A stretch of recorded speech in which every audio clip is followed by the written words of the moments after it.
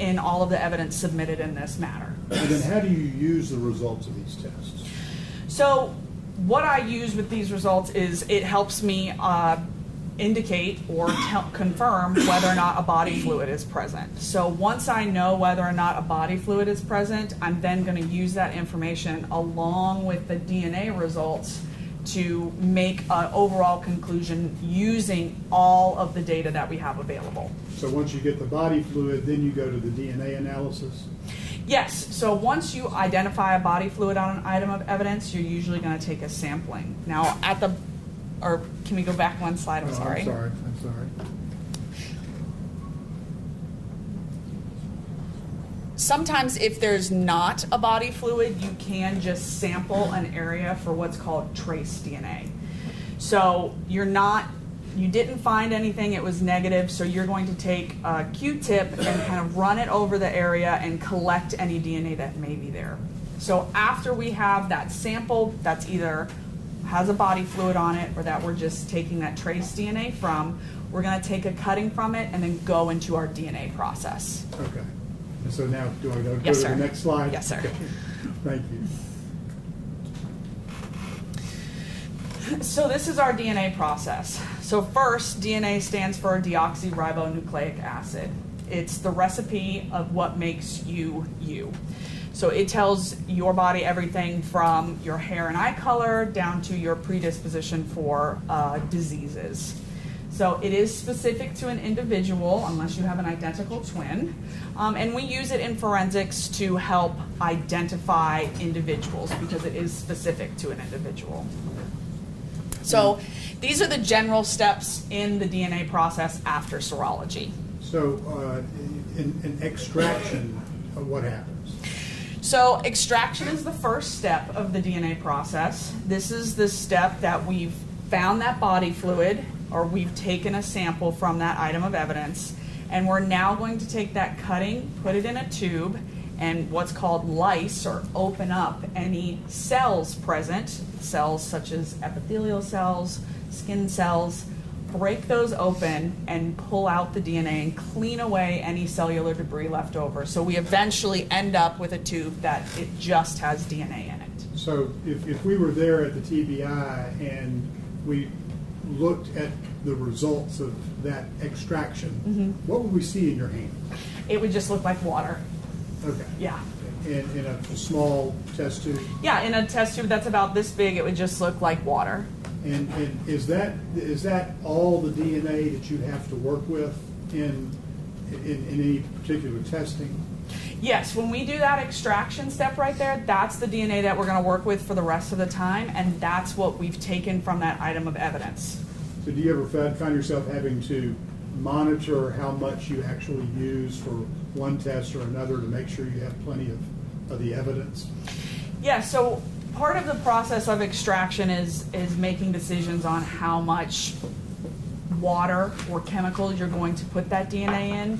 But through the process, we have specific amounts that we use through that, so we're not using it all up.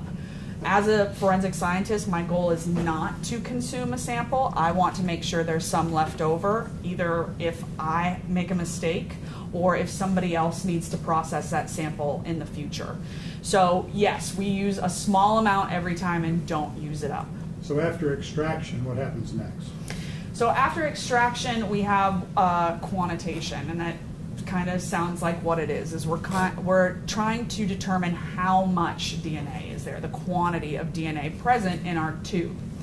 So not only does it give us the total amount of DNA present in that sample, but it also gives us the amount of male DNA in that sample, a male to female ratio, and a degradation index. The degradation index just tells us how much the DNA may be damaged. And what are you looking for with the quantification?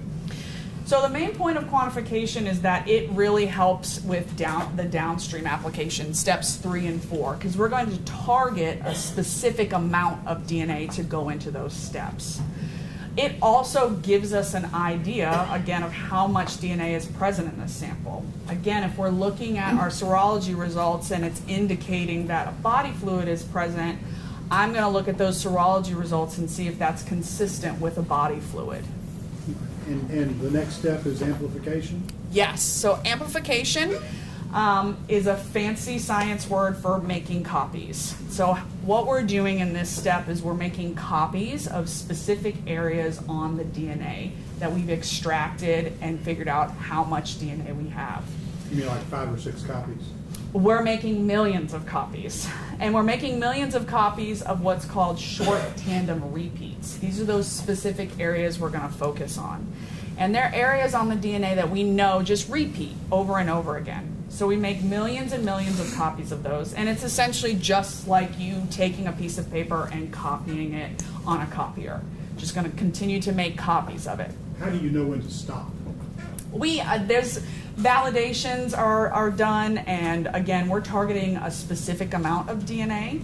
So we know that this amount of DNA takes this long to make this many copies of.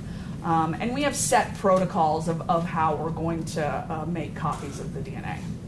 And the next step is separation? Yes. This is our final step in the DNA process. So, like I said, we just made millions of copies of different areas of those short tandem repeats on the DNA. So now we have to separate them. So we separate them based on size and charge.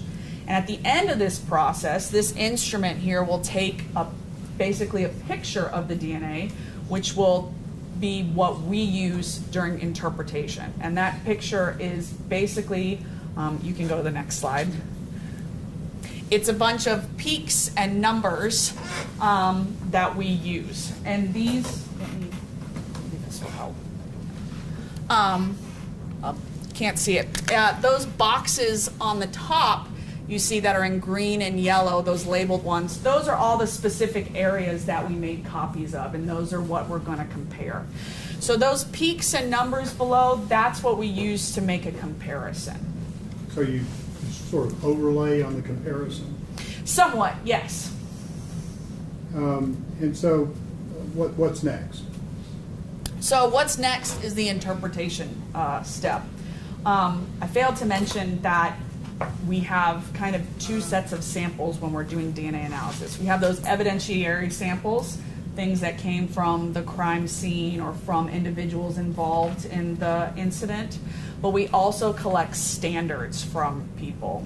Standards, if you've watched any crime show, you've seen somebody take a big Q-tip and run it on the inside of their cheeks. That's a buccal standard. And all that is for us to know what that person's DNA profile is, so we can eventually compare it to our evidentiary samples. So our interpretation step first starts out with ensuring that everything went well. We look at controls that we ran in our sample and make sure that everything performed and had good quality. Once we do that, we're then going to look at each of those DNA profiles, those peaks and heights or peaks and numbers that we just looked at, and start interpreting. And how we interpret it is we basically start describing that profile. So do we have a full, partial, or limited profile? Meaning, do we have data at all of those locations we make copies of, or are we missing data at some places? We also try and determine how many people are present in this sample. A number of evidentiary samples that we work with in forensics have more than one person in them, which is called a mixture. So we determine whether or not it's a single source profile or a mixture, and then how many people are present in there. And then finally, sometimes we can also determine a major and minor contributor. A major contributor is somebody who is showing up more strongly in that profile, and a minor contributor is the opposite, showing up much less in that profile. Spencer, I want to hand you Exhibit 30, and you're talking about getting these profiles. Could you read some of the descriptions of the profiles and explain those to us based on what you just said? Yeah, so an example, and we'll look at this in a little bit, an example of an interpretation would be the DNA profile is consistent with a mixture of at least 5 individuals, including at least 1 male. And then we have some that also say the major contributor matches a specific person, and then the minor contributor profile is inconclusive. So that's kind of the terminology that we're using in the reports once we've done this. And the way that we eventually get to is those standards that I just talked about. That is when we're going to be able to say that a match is present. We're going to take that standard of that individual and compare it to that profile that we've already made conclusions on from the item of evidence and see if that person is a contributor. And that's what we call the binary method, because basically we're saying, is this person in this profile or are they not? Okay, and then what is that? Does that complete the interpretation process? Yes, other than documenting it in a report, which is exactly what TBI did. Okay, and is that where you get to the review process, or Yes, sir. Yes. So once a scientist who has done that whole process, done their interpretations, put their conclusions in a report, they're then going to hand off this report, this draft report, to 2 other people. And this is the review process. We have a technical review and an administrative review, and they sound exactly like what they are. Technical, we're going to go through what did we follow our manual and our protocols that we have in the lab. Do I agree with your conclusions, the data that you produced? And then our administrative review is exactly what it sounds like. Did you spell everything correctly? Did you dot all your I's, cross all your T's? All of that good stuff. So basically, did we ask you to review the review? Yes, I kind of like to say that what I do is like a super technical review of the case. I go in and look at it again.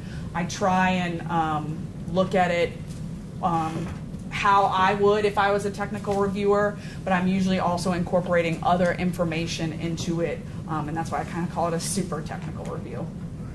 So are we ready now to go into your examination of the evidence you got from TBI? Yes. So this is going to be pictures from TBI's analysis along with their results, and then and we'll look at this as we go through. So the first exhibit we'll be looking at is exhibit 1A and 1B, and that's Mr. Martin's boots. You can see 1A is the left boot and 1B is right. So like we talked about before, the first thing TBI did was that serology process. So they're going to screen it and then try to identify any body fluids on these 2 boots. The body fluid they're focusing on in this case is blood. So how they did that is they used a presumptive test, which is on the slide is TMB&P, which is tetramethylbenzidine and phenolphthalein. Let me ask you something. On the slide, it looks like the boots have been sectioned off. Is that something? Tell us, what is that? Yes. So what the analyst did is she was testing these specific areas to try and narrow down where the blood was. So she's focusing on the same areas, and she focused on the same areas for all of the boots that she processed in this case. So you'll see similar areas circled on all of the boots we look at. So she circles these areas because not only did she do the serology, but she took those samples like we talked about, the trace samples, and they went on to DNA analysis too. So the entirety of the left boot there, 1A, was TMB&P negative, which means it's negative for the presence of blood. And then if we can go to the next slide, this is 1B, so the right boot. This area that you can see there that has that blue arrow, that was TMB&P positive. So again, that's a presumptive test for the presence of blood. And just for the record, the boots we're talking about right now are Emmett Martin's boots, is that correct? That is correct. That's exhibit 1. Yes, yep.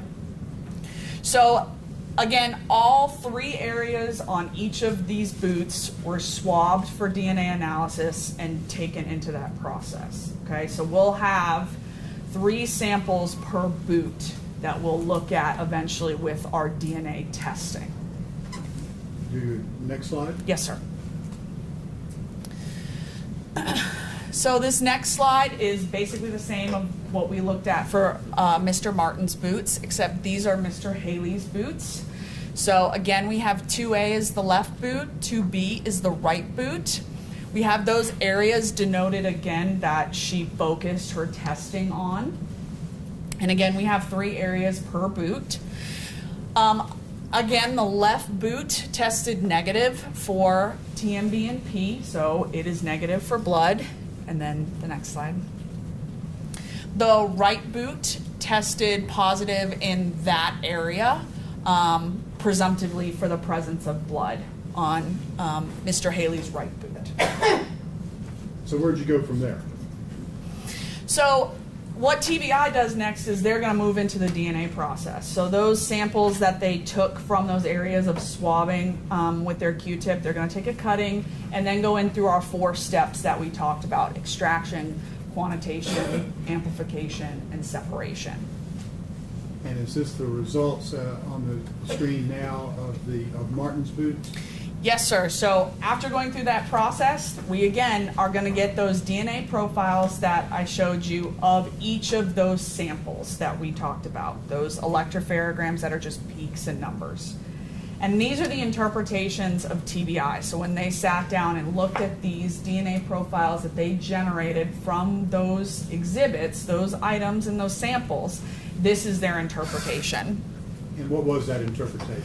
So for Mr. Martin's boots, again, looking at the left boot, which was negative for the presence of blood, that area 1 is a mixture of at least 5 individuals, including a male, and it was inconclusive. So typically when we're doing interpretation using that binary method that I talked about, whether or not somebody is included or not included, when you have a mixture of DNA that goes anywhere from 3 to 4 individuals, it becomes very difficult for me as an analyst to try and do any interpretation of that, because it's what we call a nasty mixture. There's just a lot of people, and it's really hard to pull specific profiles out and determine who is really present. So what happens with that is it becomes, we have at least 5 individuals. I know a male is there, but I can't do any more interpretation of it. So it's inconclusive. In your experience, is it surprising to find a lot of different people's DNA on a boot? So shoes in general usually produce mixture profiles. If you think about your shoes, you're walking around in your home, anywhere. You're collecting DNA from your family members on your feet, putting it in your shoes and on your shoes if they're sitting around the door. But we also have to take into consideration what these boots are worn. These are police officers' boots that they're wearing out to crime scenes, interactions with a number of individuals every night. So the idea that they have a lot of other people present on their boots is not really odd. So that number is something you would expect. Yeah. Yes. And go on with your conclusions on the Martin boots. Yes. So sample number 2 is a mixture of at least 3 individuals, including a male, and it again is inconclusive. And a sample can also be inconclusive, even though I said it's 3 to 4 people we're really looking at. We can't really start breaking down that mixture. Sometimes you just don't have a lot of DNA, so it's not a really good profile that you can be confident in to make good interpretations on. And then 3, we have a mixture of at least 3 individuals, including a male, and the major is consistent with Mr. Martin, and the minor is inconclusive. So that's, again, like we talked about, we have that major contributor that's showing up more strongly than another individual or any other individuals present in it. And it's Mr. Martin, which we expect Mr. Martin to be on his own shoes. And what about the right boot? So the right boot, for sample 1, we have a mixture of at least 2 individuals, including a male. That's inconclusive. And then for 2 and 3, we have the same results. We have a mixture of at least 2 individuals, including a male, and the major matches Mr. Tyre Nichols, and the minor is inconclusive. That's for sample 2 and 3. And if we remember back to our serology results, that 3rd sample on that boot tested presumptively positive for blood. And then, so that's all the conclusions on Mr. Martin's boots? Correct, All right, yes. so let's go to Mr. Haley's boots. So again, it's going to look almost the exact same. Left boot, we know, is presumptively negative for the presence of blood. On sample 1, we have a mixture of at least 7 individuals, including a male. That is inconclusive. On 2, we have a mixture of at least 4 individuals, including a male. The major is consistent with Mr. Haley, which once again, it's his boots. Minor is inconclusive. And the third sample is a mixture of at least 3 individuals, including a male, and that again is inconclusive. So what did you draw from this analysis of Haley's boots? So at this point, we don't have a lot of information. We just know that Mr. Haley is present on his boots. So once we get to the right boot, though, the first sample is at least 6 individuals, including a male, and again is inconclusive. Sample 2, we have a mixture of at least 3 individuals, including a male, and then the major matches an unknown male. And what we mean by an unknown male is that all the standards that we used in the case that we compared the evidence to, that profile doesn't match anybody. So it's an unknown person that we don't know who it is, okay? And then the third sample, which again, it tested presumptively positive for the presence of blood during our serology testing. It was a mixture of at least 4 individuals, including a male, and it was also inconclusive. So where do we go from there? So based on these results and after I looked at them, I decided that we could possibly employ a relatively newer technique within the field of forensic biology, but not new in the world of science, and it's called probabilistic genotyping. And the main point of probabilistic genotyping is to help deconvolute or demix these nasty mixtures. So it's going to use science and a computer to do this instead of me as an analyst doing it. Now, how common is the use of this probabilistic genotyping? So it's becoming much more common in the last couple of years. There's really 2 companies out there that have probabilistic genotyping software. The one that we used is called Cybergenetics. The software itself is called TrueAllele, which you'll see in a minute. But what they have the software and they work the software. So are those 2 companies like the Pepsi and Coke of this type of? Yeah, so that would be the Pepsi. The Coke version would be what's called Star Mix, and you can actually purchase Star Mix and bring it into your lab and use it yourself. So more and more labs are starting to bring probabilistic genotyping online within their own labs. Is that pretty expensive? Yes, it is very expensive. So which one did you use? I use the TrueAllele from Cybergenetics. And is this sort of a form of artificial intelligence? No, it's using math for the most part. So what it's using from the TBI, I sent the data files that produce that DNA picture, that electropherogram. Those data files were sent to Cybergenetics. So they use all the data within those data files to do their interpretation. So their software uses statistics, biological modeling to use all of the data and to make more of an interpretation or to be able to better deconvolute and unmix those profiles. Does the FBI use this type of software, I guess? Yes. The FBI, I think, has brought on Star Mix, so the Coke version of this rather than the Pepsi. Again, that can be brought into your lab, but TrueAllele has been used in a number of states and a number of cases to give more information, including in the state of Tennessee. And how many times have you used this in the past? I believe this is my first time using it for a case. I have done training through them.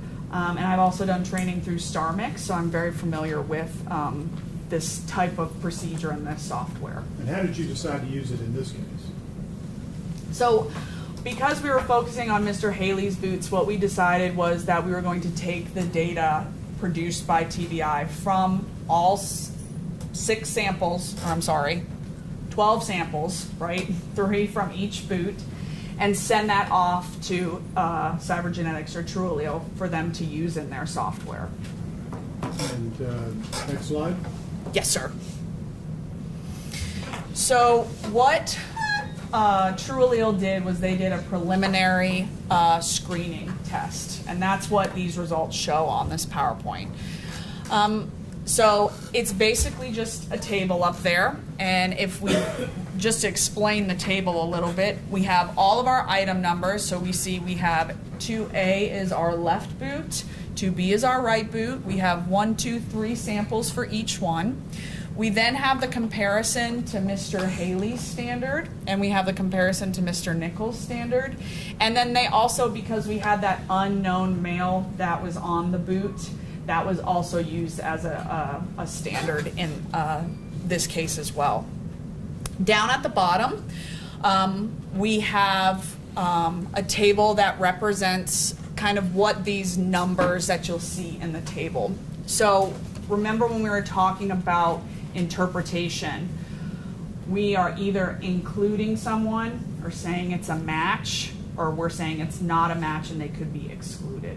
So that's what these numbers are representing. These numbers are actually the number of zeros given within the probabilistic statistics that they produce. If there's the blank over on the right-hand side, as you can see, blank means no statistical support. So if we look at the comparison to Mr. Haley, we can see that in most areas we have strong support for him being present on his boot. Again, he should be present on his boot. That's not surprising, right? So next, the comparison is to Mr. Nichols. So we have on sample A2, we have a 1, which is inclusionary. On B2, we needed more testing. Truelio stated they needed more testing, so no determination was really put there. And then on B3, it was inclusionary and 9 zeros on there. So moving closer to that stronger support we have for that inclusion. And so what does inclusionary mean? So inclusion means that the software is telling us that that person's DNA is present in that mixture sample. And this looks like some sort of probabilistic graph. What is this? So this is what comes with the Truelio. It's basically, I made this into hopefully a more understandable the line graph that was on the bottom there. That's all that is just that converted to the line graph that I put on there. It was hopefully a little bit more understandable. So once you got that data, did you make another graph? Yes, I did. So what I did is that we wanted to look at all of the results we have using TBI's serology results, their quantitation results, the DNA interpretation, and then incorporate that true allele results that we got from this. So we're going to compare Mr. Martin's right boot, we have 1B up there, to Mr. Haley's right boot. And again, if you remember, those samples are generally in the same area. And for both samples 3, they were positive, or presumptively positive for the presence of blood, okay? So that third column there is our quantitation value. So that again is telling us how much DNA was present in that sample from that item of evidence. So the unit of measurement is not really important. It's nanograms, but not really something important. We can just look at the numbers here. So if we're looking at, we'll focus on the third sample of each boot. We have a total of 2.76266 nanograms of DNA that was taken from that item of evidence. And that would have been Mr. Martin's boot? Correct. Now, not only are we looking at this quantitation value, but we're looking at the DNA results. So the DNA results showed us that there was 2 people present in this sample. So because that's the total amount of DNA, we can kind of divide this quantitation value by our number of contributors. So we take that 2.76 and divide it by 2, and we have a general idea of how much DNA each person in this mixture is contributing, okay? So then we move down to Mr. Haley's sample 3 that again was presumptively positive for the presence of blood. We have a total amount of DNA that's 0.22681, and that amount of DNA is shared by 4 people. So we then have to take that value and divide it by 4. So we have much less DNA in general, but we also, because we have more people involved, each person is giving less DNA. So if with Martin's on this, you would take that 2.76 and cut it in half for Martin's value. Yes, generally, yes. And then on Haley's value in the yellow, you would take that number, 0.22681, and divide it by 4. That is correct, yes. To get a general idea of how much DNA each individual in the mixture is giving to that sample. And were you able to reach any conclusions based upon this graph? So again, taking into the totality of the results that we're looking at, serology results, quantitation results, interpretation results, and true allele results, we have a limited amount of blood on really both samples. But once we start looking at the quantitation results, we see that that 2.76 is looking to be more consistent with a sample that is blood. And that's based on my time working cases looking at DNA samples from what I know is blood.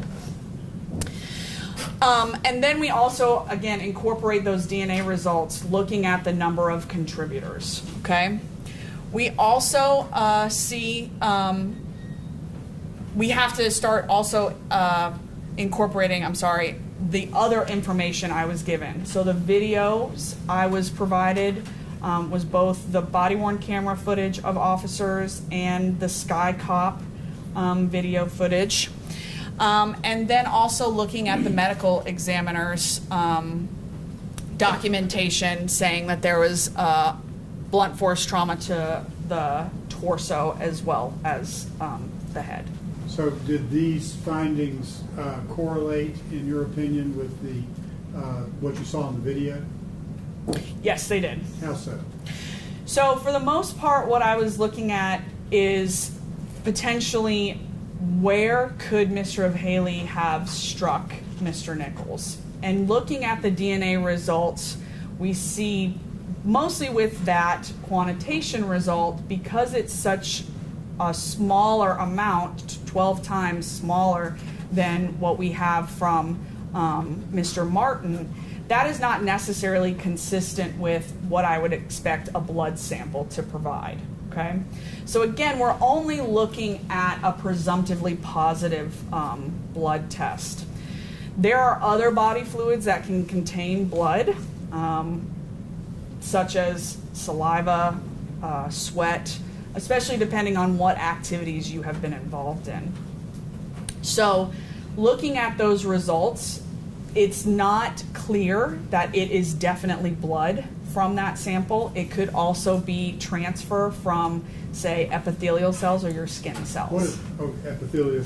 That's skin cells? Yes, that's skin cells, and you have epithelial cells all over your body, and you would expect them to be, even on your clothing, of course, on your skin as well.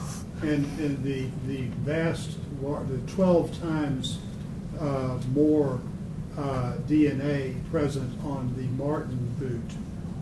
What do you make of that? So again, because of that amount of DNA that we have, it is more consistent with being blood. Again, we do have that presumptive test. We don't have any confirmatory tests. But again, the main point of doing serology is to try and identify that body fluid, because we know those body fluids have a good amount of DNA. 2.76 is a good amount of DNA that I would be confident I'm going to get a good informative profile as I was going through my process. So as between these two contributors, Mr. Haley and Mr. Martin, what is more likely to have occurred on the scene based upon your DNA analysis? So I think that based on DNA analysis, it provides information on the strike that Mr. Haley made was not necessarily to an area that had blood on it. So this could have been his torso, it could have been his clothing, it could have been something of that area. And Mr. Martin? That, again, because it being that high amount of DNA, it is a major contributor of Mr. Nichols that is more consistent with blood. So it would be in an area where blood was present, such as his face. Have your opinions today been within a reasonable degree of certainty within your field? It's based on my expert experience and opinion, yes. Your Honor, at this point, I would like to mark as an exhibit the graph that Ms. Spencer shared with us that was previously on the screen. Any objection? No objection. Go ahead. So the DNA graph has exhibit 35.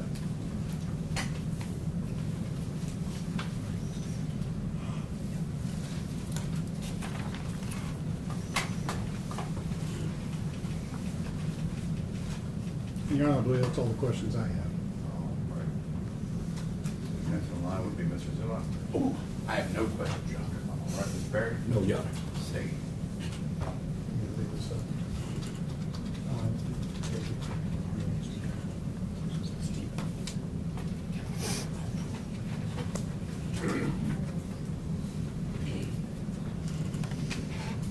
Good morning, Dr. Spencer.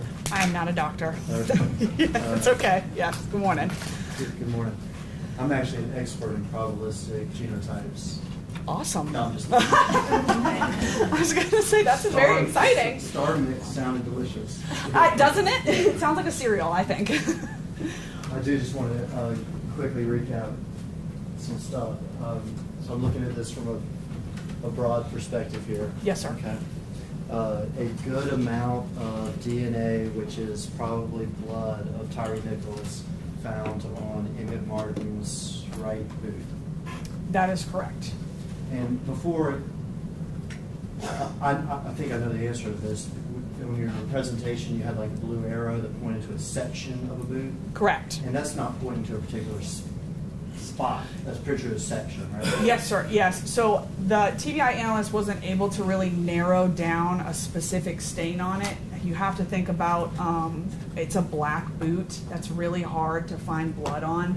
Blood we like to describe as a reddish brown stain, and that's just difficult to see on black material. So she sampled that area, and that was the general area, and she would have sampled that whole area for processing. Yes. So the blue spot doesn't mean that's a little spot. No, sir. No. Yes. Yes. Gotcha. So a good amount of Tyre Nichols blood on Emmett Martin's right foot. Yes. Right boot. Right boot. Yes, based on the quantitation results. Yes, sir. And then we looked at Officer Haley, Defendant Haley's boots. Yes, sir. And we have found an amount of Tyre Nichols DNA, I mean, to a dealing probabilities Yes. on Defendant Haley's right boot. That is correct. Yes. And so we have Tyre Nichols DNA on both Martin's right boot and on Haley's right boot, That is correct. Yes. which is consistent with Martin boot having kicked Mr. Nichols. Yes, it could be. That could have been the reason why blood was on it. Yes. And is consistent with Haley's boot making contact with Mr. Nichols. That is correct. Yes. But we found more DNA on Martin's boot than we did Haley's boot, That is correct. Yes. which means probably we've got more of Tyre's blood on Martin's boot than we do on Haley's boot. Yes, that is also possible. Yes. And we've talked about Mr. Haley's kick to Mr. Nichols, correct? Is that Somewhat, yes, yeah. Okay. Well, Yeah. I'm sure you guys have, yes. Okay, we Yes. talked about a little bit. Yes. And here, you reviewed the Skycop footage, Yes, I did. and you reviewed some body-worn camera footage. Yes, I did. I just want to make sure that, if we could play the poll cam footage when Mr. Haley comes in. You can play somebody's sync, it's fine.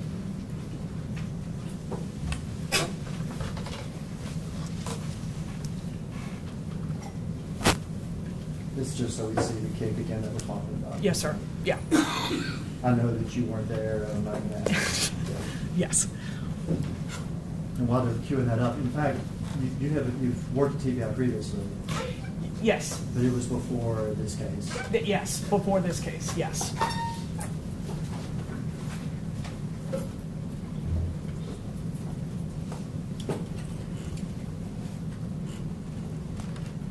We can start at this case if you like.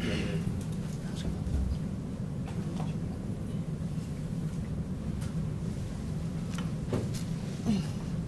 We can just start here. We can just, if you can just fast forward to where the camera switches over. I'll call your attention to just a couple spots in the video, okay? Yes, sir. This is a Castlegate video.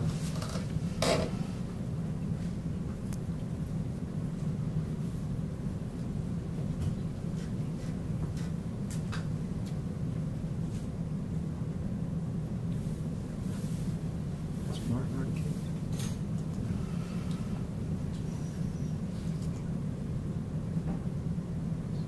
Just go, if we can just play from the start, just play from the start is the easiest thing. There may be 30 seconds where we're waiting, but here we go. We're starting the video at 20:32. Yes, sir. Yes, thank you.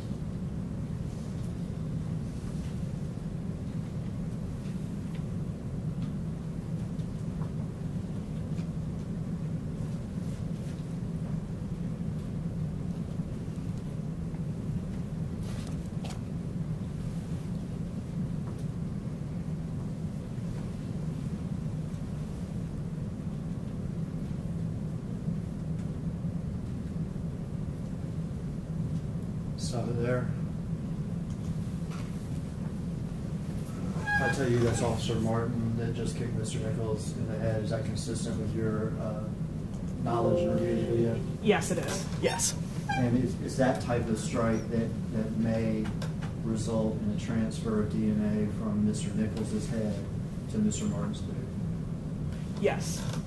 You can't specify which, but it's that type of contact that could result in that. That, yes, yes.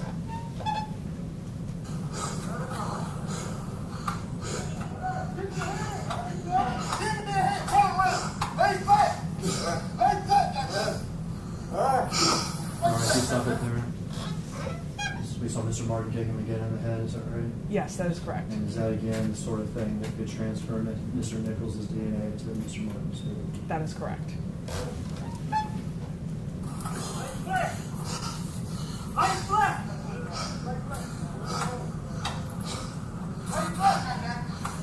Shit!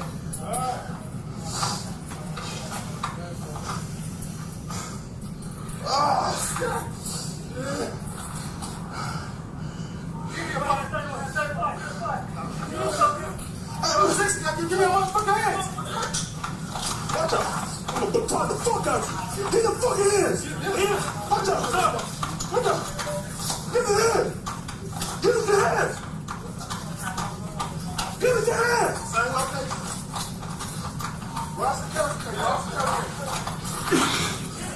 Watch it!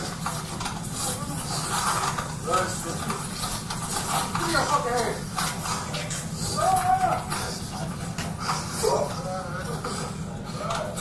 your hand. Give me a fucking hand. Give me your hand.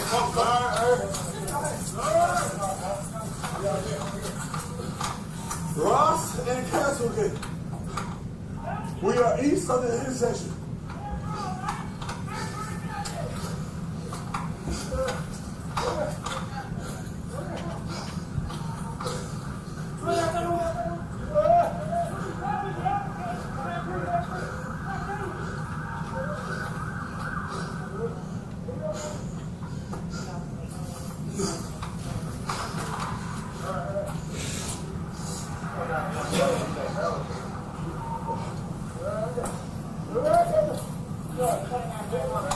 Right here. 230. The Castlegate. You can get here from Did you Ross. see that right there? If you stop it, you see it right there. Yes, sir. And has that been identified? You as Officer Haley there, that runs in? Yes. And is it that kind of impact? Did you see a kick? Yes. Is it that sort of kick that could result to the transfer of Tyre Nichols' DNA to Mr. Haley's boot? Yes. Just a little And bit. Castlegate. Stop there. Did you just see that? Yes. And was that Mr. Martin again? If you tell me it's Mr. Martin, yes, it is, yes. It is Mr. Okay. Martin. Yes, sir. And is that the sort of kick that again could result in the transfer of Mr. Nichols' DNA to Mr. Martin's boot? Yes.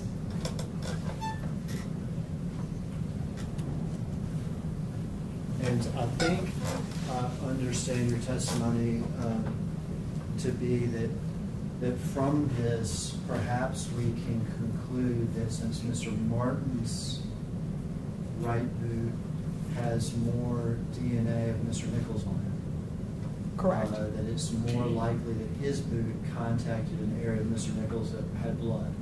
Yes. And we see it for himself, he kicks him in the head. Yes. But from looking at Mr. Haley's boot, since it has less of Tyre Nichols' DNA, it's harder to ascertain the area in which Mr. Haley actually kicked Mr. Nichols. Yes, that is true. Could be I would assume kicking somebody, tell me if I'm right or wrong, kicking somebody through your foot could result in transfer of DNA no matter where you kick that person.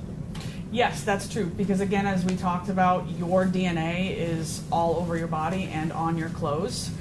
So especially if you're kicking exposed skin or even clothing, it's probably going to transfer those cells are going to transfer to that shoe. And so all we can really talk about is probably or probabilities or whatever. Is that correct? Yeah, that's correct. And even a closer view of the video doesn't really answer that for us. We could play Blake's body camera.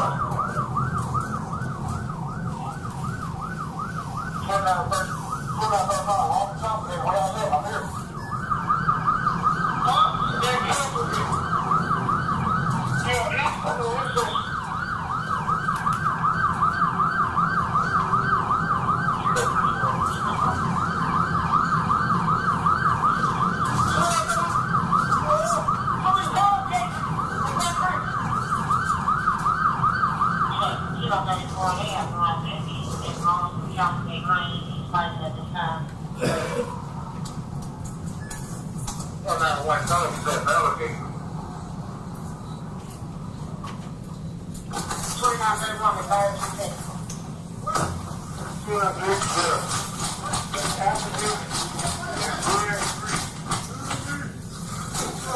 Can we stop it there for a quick? That's Officer Haley's kick. Okay. Again, it's unclear from that if he kicked him in the side, the shoulder, in the head, neck, whatever. Correct.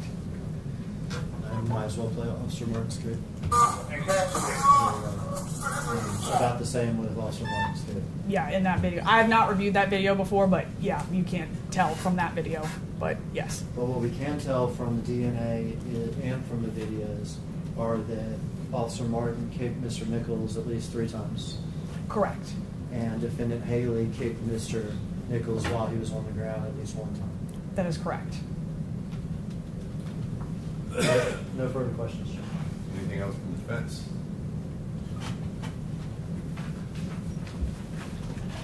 Ms. Spencer, as a DNA analyst, do you have anything that you can opine on other than probability? No. Again, my job is to look at the DNA results and provide information to attorneys and juries. And I use probabilistics within that, or statistics, I'm sorry, within that. And would you categorize the items that you use to come to your conclusion as objective evidence? Yes, I would say yes. As opposed to subjective, correct? Correct, yes. I believe that's all I have. Anything else of this witness? No, sir. All right, those are all the questions I have for you. Thank you, sir.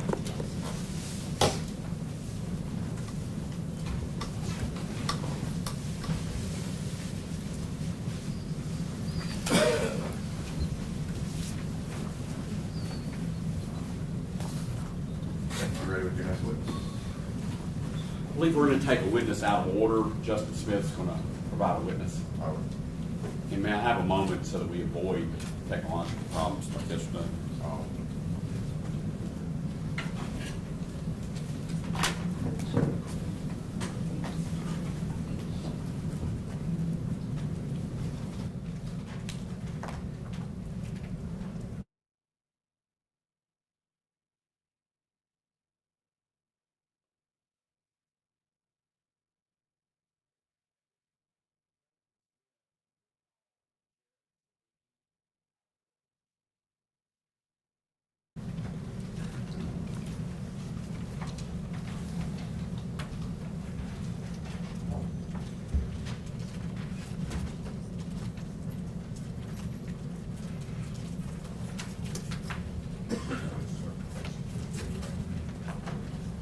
So do you solemnly swear or affirm that the testimony you give today will be the truth and nothing but the truth, so help you God? I do. All right, have a seat, sir. Thank you.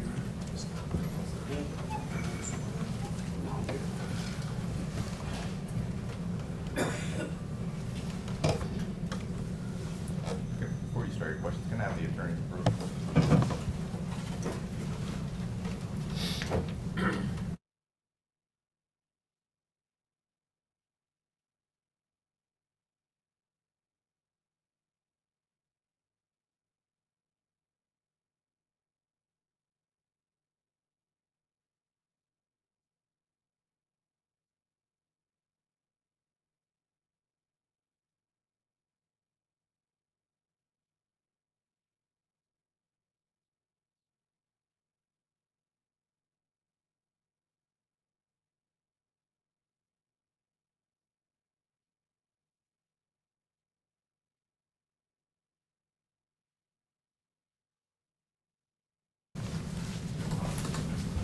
All right, you can proceed. Thank you, Your Honor. Sir, could you please state your name and spell it for the record? Yes, it's Jared Zwicky. That's Jared. Last name is Zwickey. Your Honor, may the deputy pass the witness a document that has been shown to the district attorney's office. Sir, is that a copy of your professional resume?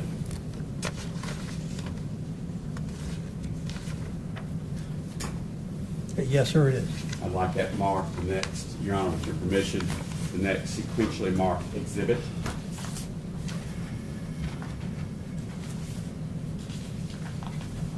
So the two-page resume, the wiki has exhibit 36.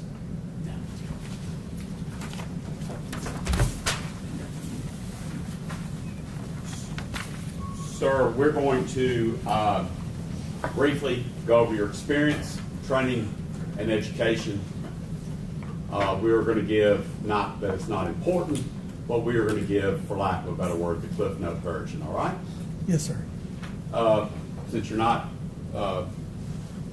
shy about these things, how old are you? I'll be 81 this year. I say that only because I hope for myself. How long have you been in law enforcement? I served 38 years in law enforcement. And have you been a chief of police before? Yes, I have in 2 organizations. All right. Have you attended college training put on by different law enforcement organizations in order to become proficient in your chosen field of expertise?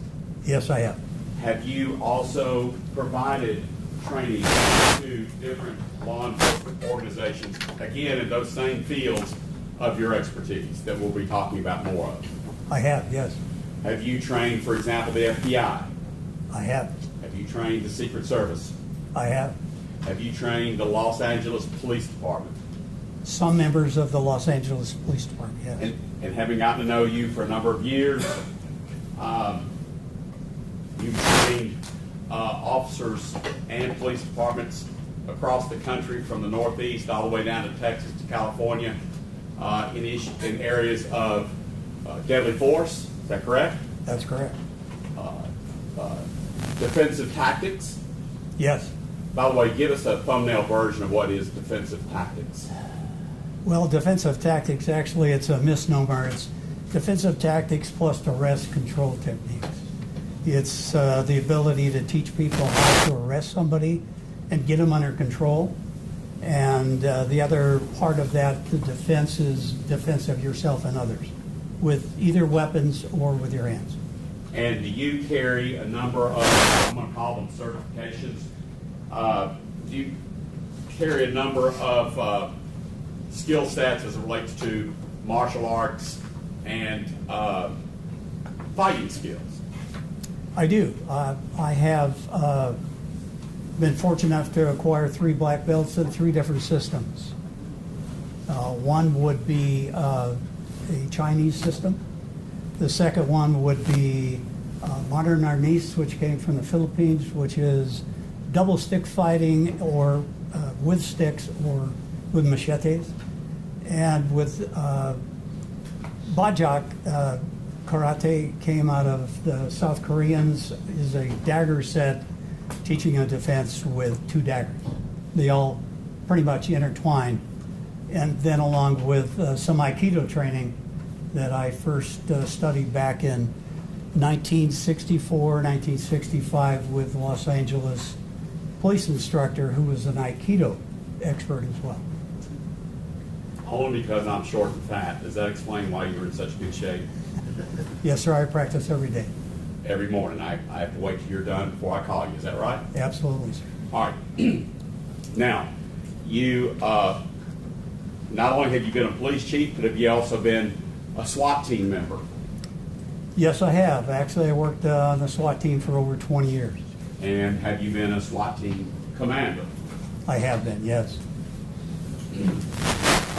Did you, let me back up one bit. Have you been qualified as an expert in the field of defensive tactics, human factors, arrest techniques in state courts across the country? I have, yes. Have you been qualified as an expert to testify, give opinions in the areas of body cam and whole cam videos in order to render opinions regarding the appropriate level of force that a respective officer or officers have administered? Yes. Do you have an estimate on how many times you've been qualified and testified in live court as an expert in those areas? Boy, that's pretty hard to give you an exact figure. Best estimate. I'm just going to estimate probably over 90 times during my entire career. How many federal courts have you been so qualified to testify as an expert? Once again, I think that's a little hard to go back over 50 years, but I would say probably at least a quarter or more of those cases that I testified in over the years. And have you been qualified in the Sixth Circuit, which includes Tennessee, in the U.S. federal court as an expert in those areas? Yes, sir, I did. Okay. And briefly, tell us what is known in the area of court testimony, court expert testimony, as a friend of the court. What is a friend of the court? Well, my understanding of friend of the court was or is when an individual has a certain expertise, is asked by the court to offer the court an opinion. Basically, like my field would have been use of force. Have you been asked to serve as a friend of the court, by the courts, to serve as a friend of the court, to actually provide them expert opinions in federal court? I have, and I believe it was 1987 in the San Francisco Federal Court regarding major issues that we were having with the war protesters at the Concord Naval Weapons Station. And that had to do, if I remember correctly, I don't mean to lead you, but having examined you before, that had to do with active resistance and passive resistance. Is that right?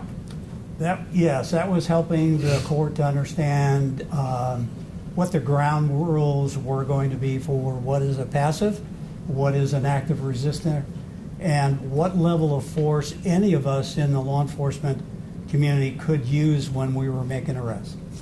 All right. Now, being a police chief and all those other things, have you also served on what is called the Post Commission? Yes, I have. And the Post Commission, give a layman's definition of what the Post Commission is for the jury. Well, Post Commission basically sets the standards for training for law enforcement officers throughout the state of California. There's about 40, I think, at the time, 43 different academies throughout the state, some at universities, some at law enforcement agencies, and there are about 43 different categories of instruction, and the state of California through Post then makes sure that every one of those categories of instruction are certified, and that people who are teaching those domains, learning domains, are qualified to teach it. And you served in that capacity for how long? Well, let's see, from 1997 to about 2011, I was the academy director at one of the university or a junior college. And we had the post committee, so I had to serve during that time as a subject matter expert for use of force, firearms, and then we also participated in developing not only the curriculum for those, but also for role-playing exercises and computer training for the academy students as well. And have you, number one, testified as an expert in the area of what is referred to within your industry as human factors? I have. Yes. What is a layman's definition of the analysis of human factors? Well, basically put, there's some real basic factors such as what we refer to as tunnel vision. The second thing is auditory exclusion, what you hear and what you feel, and then there are environmental factors. And every one of those factors are looked at in all aspects of law enforcement investigations, whether it be traffic accidents, whether it be plane crashes, whether it be fatal accidents, where we have to reconstruct maybe what the driver saw or how the driver acted, were they under the influence, to to basic mechanical defects of a vehicle. So we're looking at all those factors plus environmental, what were the lighting conditions at the time of a particular incident, and what type of an incident was it, because that type of an incident really dictates what kind of an emotional response that the individual officer, a suspect, and witnesses will go through when they're involved in those kind of encounters. Have you performed and exercised that expertise first level or first option as an investigator of an incident? In other words, where you come on to investigate and conclude what happened in an incident? Yes, you have to. And have you also used that training, skill, experience, and education in giving expert opinions to law enforcement agencies or the courts in areas of human factors? I have, as well as individual officers to not only experienced officers, but new officers coming into the business, to let them know basically that an arrest situation is not only a physical one, but it's a mental one as well. And they have to go through the steps of things like anger. How do you control anger? And how do you control excitement?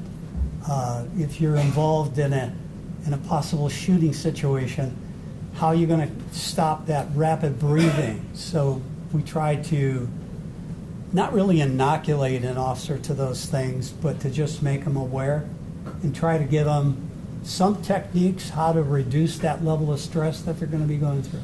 And have you been asked by the FBI to give this type of training or inoculation, as you call it? Have you been asked by the FBI to provide that type of human factors training and advice to their own FBI agents? Yeah, not directly. I didn't have to go to the academy to do that, but through our training. Every training that I give, whether it be hands-on training with a defensive technique, how to defend yourself, whether it's a baton, which is the training I gave to the HRT, which is a hostage rescue team out of San Francisco. They're training with a baton because nobody had taught them that. So the record is clear, the hostage rescue team out of San Francisco for what agency? For the FBI. Okay, thank you. Yes, sir. Things that they have to be careful of as well, and part of that is the emotional control of your anger when you're striking somebody. You have to keep things in reference. Were you finished? Yes, sir. Okay. Now, it seems like you have a lot of irons in the fire, and here you are testifying on behalf of Justin Smith. Are you paid for your time to provide expert consultation and advice and testimony? I am just like every other expert, and the attorneys that are here today. Yes, I do get paid for my services. Okay. Of all the courts that we've talked about, of all the agencies we've talked about or you've talked about, have you ever been declined or denied or refused by any court in this country, federal or state, to testify as an expert in the areas you've listed? No, sir, I have not.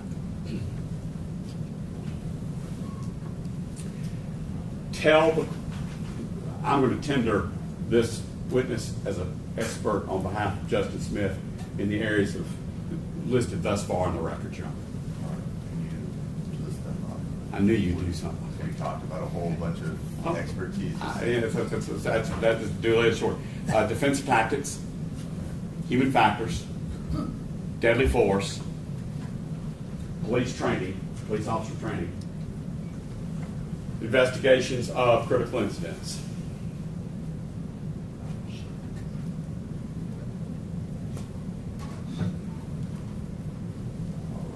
And if I left one out, Your Honor, I might have to come back and get a mulligan. All right. Any objection to those classifications? No, Your Honor. All right, we'll so show these tendered. Now, by the way, did I list the appropriate areas for this case that you're here testifying for? I think so, with maybe one exception is all of the digital analysis. See? Tell us what background you have as it relates to digital and video analysis, and when you used it, sir? Thank you. Actually,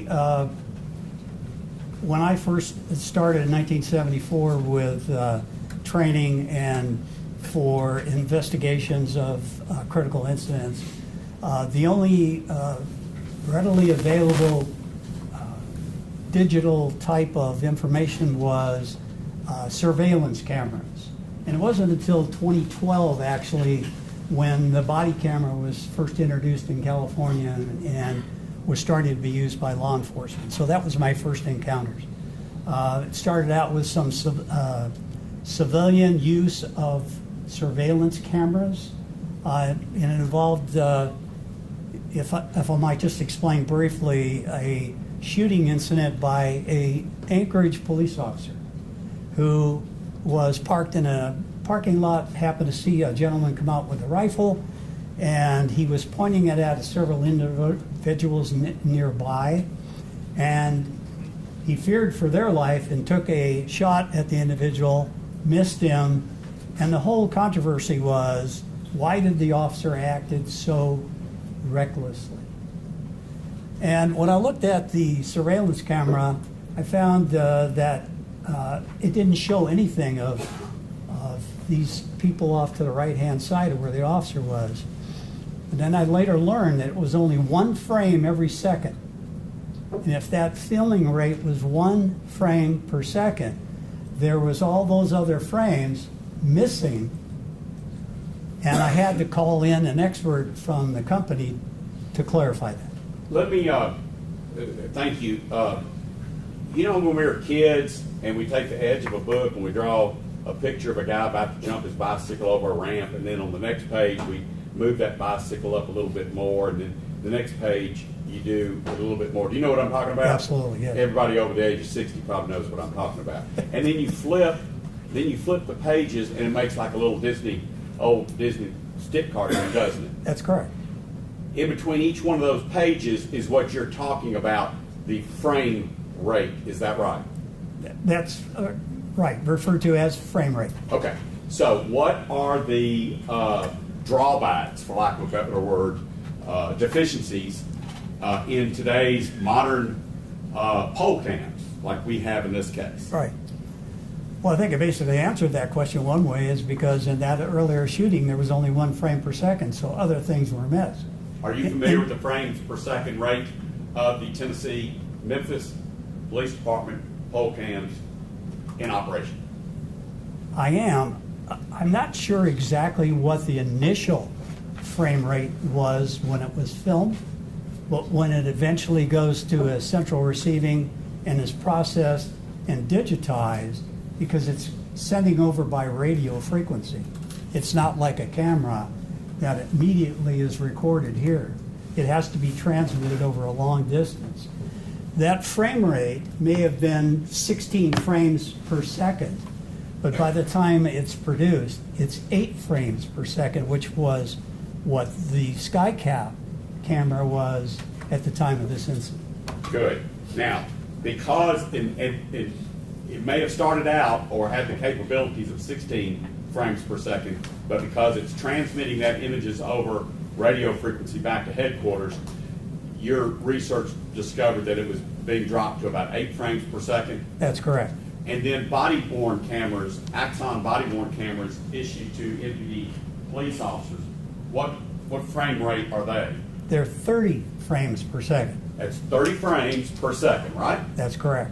Now, even I can figure out that is a clearer or more precise measurements. Is that right? Or film taking? Well, it's even above what they call the national standard. National standard's 24. This camera will run anywhere from 24 to 30. Can be reduced. But 24 is the standard. 30 makes it really smooth and clear and easy for everybody to see. Now, you've told us what the drawback is of poll cams, and that is clarity. By the way, is focus also a problem with poll cams? Focus, and the other fact is it's so far away. If you've got like in the poll cam, it is what they call PT. It's a pan and tilt, It only has so much focus that you can make, and then the quality of it at that distance diminishes. And even with a light sensor in the camera, you get more of a darker, grainy type of a picture that you're looking at. It's But- what we've been looking at here. But it's the best we got in this case. But I was asking you, the body-worn camera is much better, is that right? It is much better, yes. But there are drawbacks to the use of body-worn cameras, aren't there? There is, not only body-worn cameras, but as well as the surveillance. Yeah, we've already talked about surveillance. Yes. I'm moving on to body-worn cameras. Body-worn camera, just give me the 6 or 7 highest deficiencies of the body-worn cameras that's utilized by the Memphis Police Department. Best way I can describe it is the fact that the body camera is normally kept here on the chest. And whenever we look at whatever that image is being projected, we make an assumption, sometimes falsely, that the officer is looking exactly where this is. Anywhere where I turn, that camera will be looking at you, but I may be looking over here at the counsel. Okay? It doesn't help the officer feel a suspect's hand. You won't see if there's any tension that the officer feels when he grabs a suspect's hand. That's not recorded on here. You'll see the hand, and you'll see the officer holding that hand, but you'll never feel the resistance through a camera. Those are some real basic things. And lastly, if I may, Oh, I'm sorry. is because the body camera is attached to the officer, whenever there is a disturbance fight and I'm trying to turn and grab a suspect, what you get is a blurred image. And then you're really not going to see what happened. And the last thing is, if the movement of this camera for an individual that somebody is dealing with is faster than 1/3 of a second, again, 1/3 of a second, that may be like 10 frames of what this is recording, you'll never see it. And there's only one way to see it. You have to slow it down to a 1 frame per second interval in order for us to see what that image was. And you've been here all week listening to the testimony, have you not? I have, yes. And Officer Mills was called to the stand, and based upon his testimony initially saying that when he came up on Bean and Smith, those two fellas, it looked like they were throwing punches or whatever. And then Mr. Perry cross-examined him and slowed up on the TV screen it down to just half speed. And then Mr. Mills testified, you were here, that they did not hit him in the face or the head. They were hitting his wrist and hands.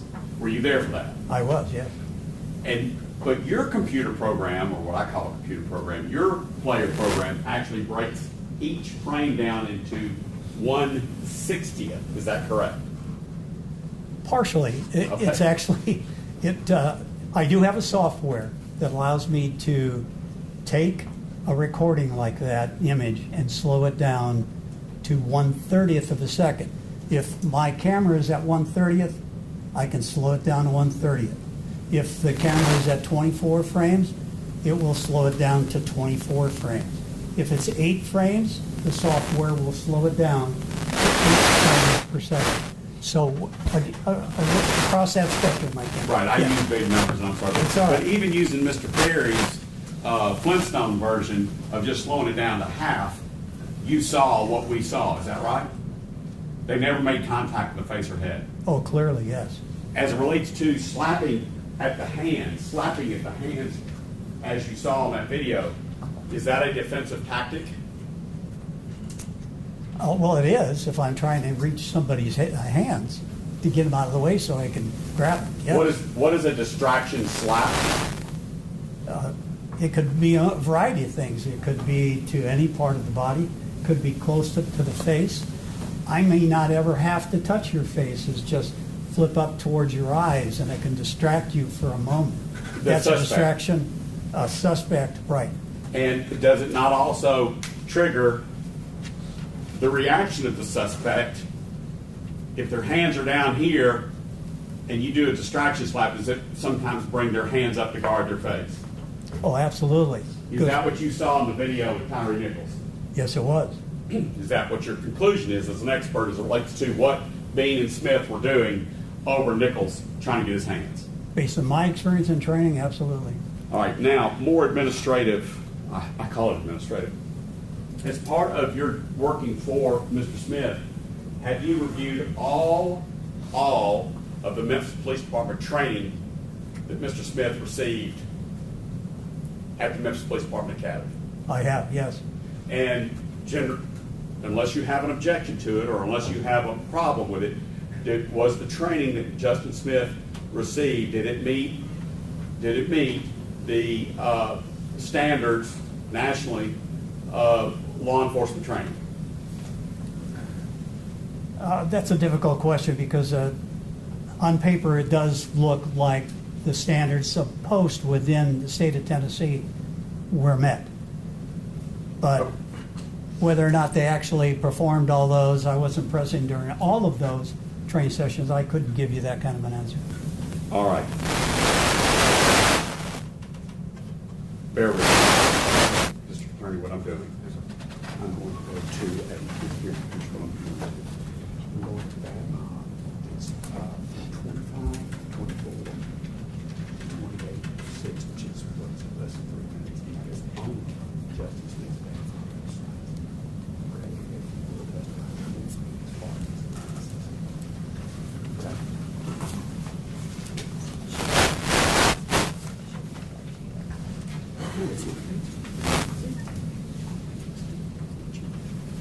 Judge, I just want to make sure that I get only that, and so again, if everyone can be patient with me for a moment.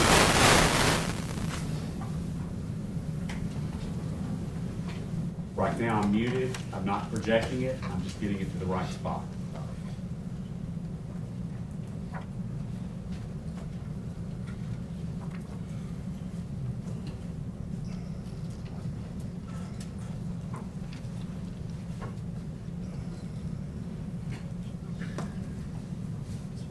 You guys.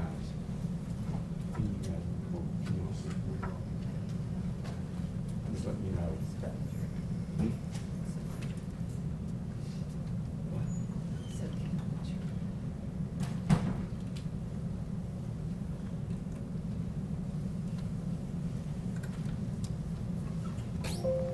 Judge, I am paused where I need to be, and it's unmuted at 100%. So I'm going to do what I've been told by Miss Rebecca to project it.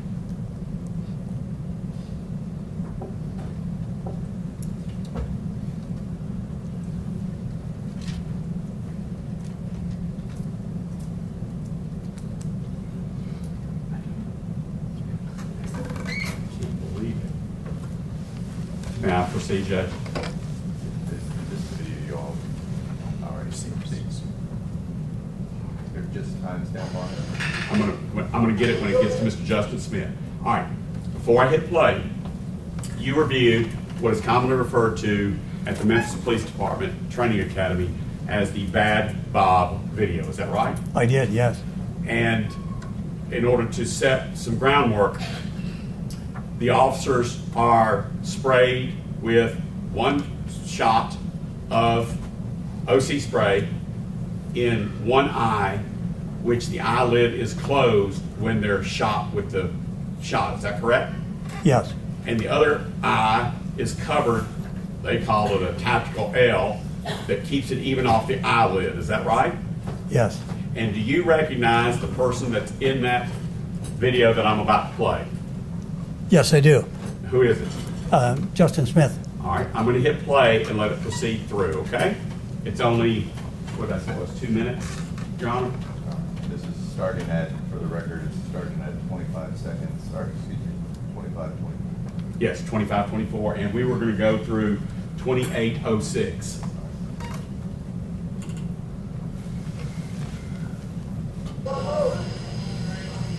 Hang on. You good?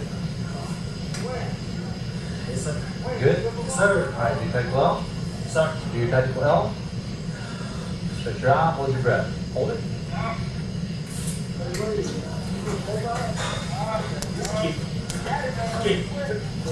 Control yourself. Take a breath. Open your eyes. Don't lie. Shit! Maintain your composure, recruit. Maintain your composure. You gotta control yourself. What is your name? Justin Smith, sir. What's your IBM? 13999. Where are you from? Arkansas, what's in Arkansas? Who's the commander of the Memphis Police Department Training Academy? Commander, sir. Who's the commander of the Memphis Police Department Training Academy? Commander, Lieutenant Dan. I don't know, sir. You don't know the commander of the Memphis Police Department Training Academy? Lieutenant Colonel Anthony Rudolph. Rudolph, sir. How many fingers balled up? Can't see, sir. Open your eyes. You gotta look. Don't lie. I'm gonna spray you in the face. Hello, sir. Smith, get it together. Control yourself. It burns. That's it. Breathe. Open your eyes. How many fingers balled up? Don't lie. Look, like 6. That's 6. Look.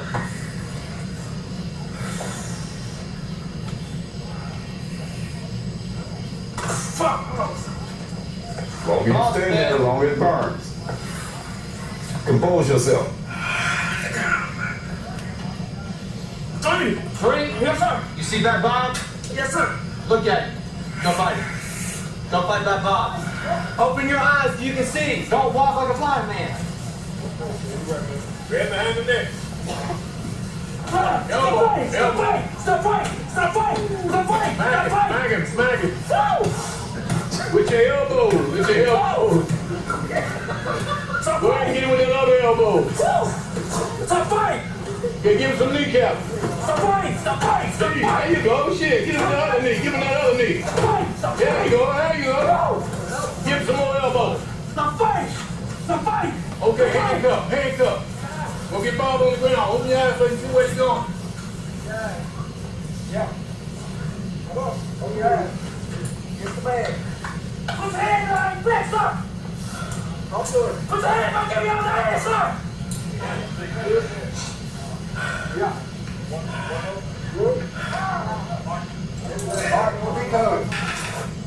Go ahead. All right. I'm going to minimize this. All right, minimize it again somehow. All right. You watched that training? I did. You've watched that training before? I have. You've gotten to know Justin Smith as part of me, for lack of a better word, hiring you. Is that right? I'm sorry, get your last part? You got to know Justin Smith, have you not? Yes, sir, I have. Was he out of control there with one shot of OC in his face? Oh, absolutely. And it was amongst friendly people, wasn't it? Yes, it was. That experience with OC spray, is that similar to what Justin Smith experienced at Bear Creek and Castlegate? No. I know what you're, okay. Yeah, Was, let's do it another way. yes. The effects, the physiological effects of only one shot of OC spray in one eye, was that a much less troublesome or harmful series of events? Oh, absolutely. How so?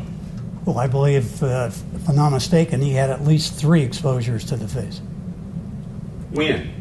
during the struggle with Mr. Nichols. Mr. Nichols. That's correct. So he had 3 experiences of OC spray there at Bear Creek and Castlegate That's correct. with a subject who had or had not been searched for weapons. Your Honor, basis of knowledge. If you can just lay the foundation as far as what he would know from the videos. But I'm not going to be limited to the video. Have you reviewed the investigation of the Memphis Police Department and the Tennessee Bureau of Investigations, as well as the FBI and the Department of Justice as it relates to each and every act of Justin Smith and Tyre Nichols on January 7th? Yes, I have. So are you familiar with those facts? Yes, I am. So how many times did Justin Smith get shot in the eye with pepper spray? At least 3 times on the scene. And was Tyre Nichols ever searched during the entire process?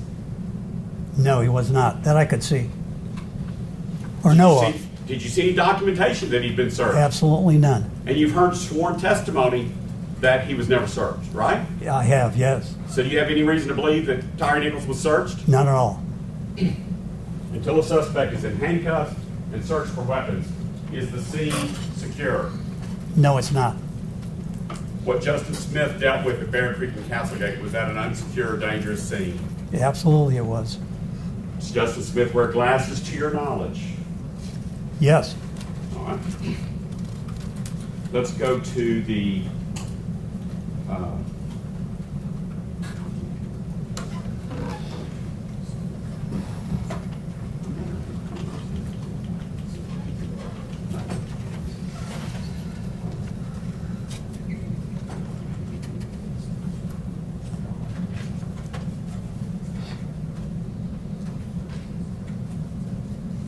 Did you review the Memphis Police Department use of force policy as well as the force continuum? I have, yes. Now,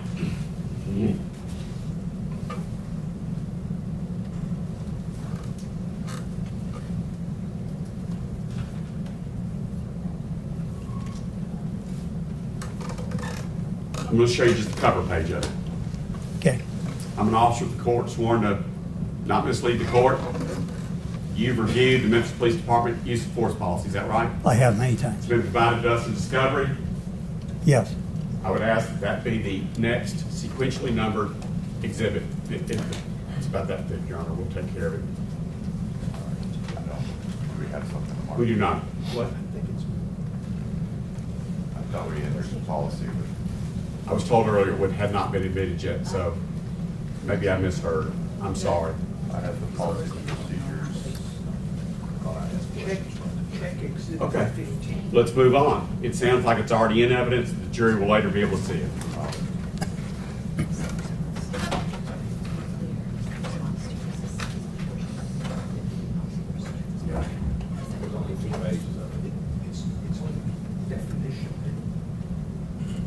Back to what I was saying then. I would like the Memphis Police Department use of force policy as well as the force continuum is moved into evidence as an exhibit, and it's going to have to be late filed so that we can print it off on 8.5 by 11 paper. Put a marker. Yes, sir. As exhibit 37, the MPD policies and procedures. Yes. It appears to be 13 pages, Your Honor.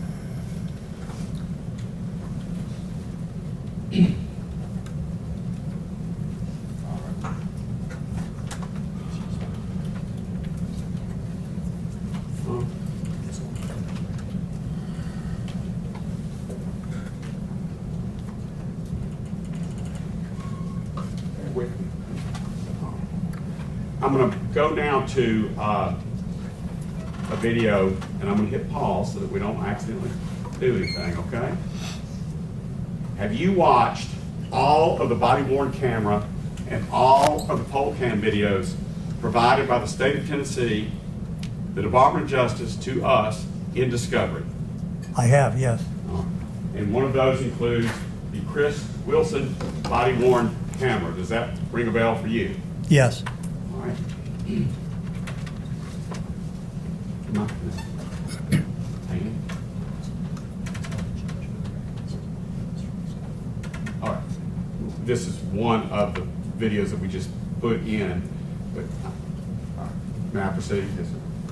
This video I have marked here is 8 minutes, 51 seconds.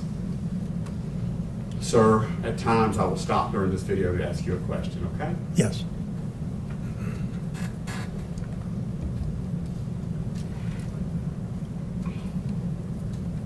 You want to do the lights, Judge? That'd be right.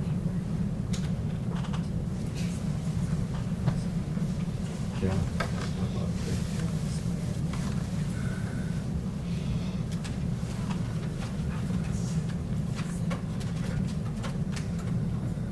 Can you see from where you are, Mr. Zwicky? I can.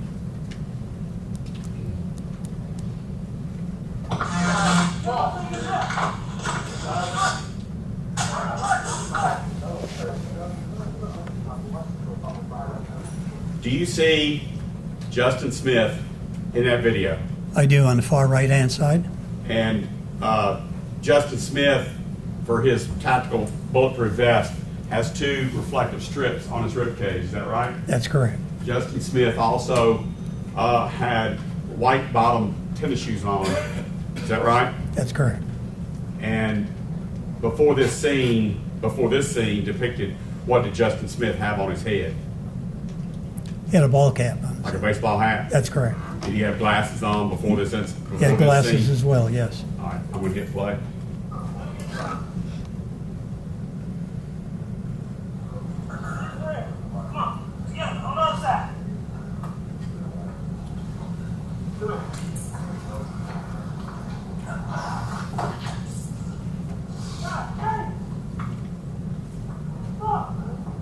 You're familiar with Justin Smith's voice, aren't you? I am. Is that Justin Smith we hear yelling out? It was. That might be that. With the palms running down from the wall. They already so bad. You hit them up, you one stop. Stop. I'm talking about take folks out. All oncoming traffic and everything. Does the car pump need to come down to you, or are you bringing it back down here? Come down here, bring it down here. Walk. Are you familiar with Justin Smith's voice? Yes. Who was that telling Hemphill or 2938 to bring paramedics down? To bring down for Mr. Who Nichols. was it? It was Smith. Justin Smith.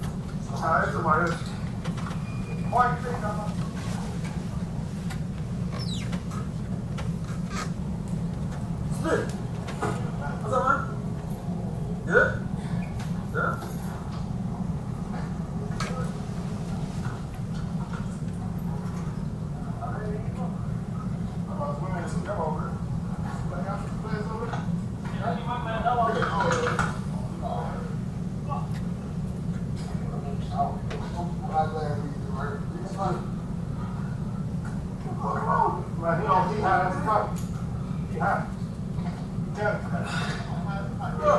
I seen him.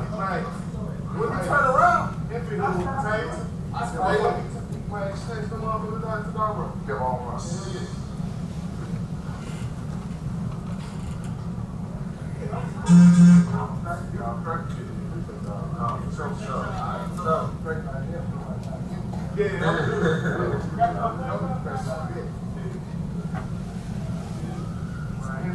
Cut this shit out.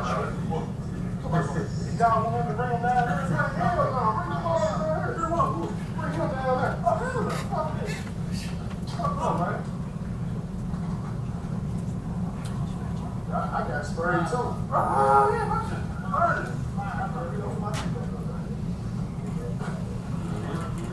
Appreciate y'all, man. Oh, for sure, man. Yeah, yeah. Man, that might took out running down the fucking street, man. Hold on, what y'all feel? Right here. I couldn't see no more. Well, you said that. We went. By the way, just for clarity's sake, I stopped at 20, 40, 39. The person on my right-hand side of the screen, you recognize as who? I think it's Officer Martin. The one on the right side. Yes? Mr. Haley, All right. could you stand up? Oh, that's Haley. Yes, I'm sorry. All right, stand. And then the bald-headed fella, stocky fella on the left side of the frame, who is that? It looks like Officer Mills. All right. And I'll try not to hit pause again, but in your review of this, you got to learn what Lieutenant Dwayne Smith looked like too, right? I think I know what he looks like, yes. Starting again. He wiped his face. He wiped his face.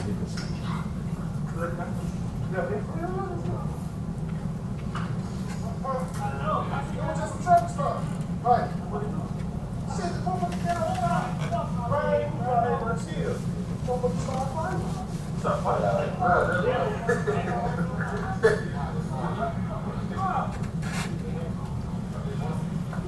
Have you also come to recognize the white fella with the American flag on his left shoulder as Robert Long from the Memphis Fire Department? Yes. starting again at 2041:11.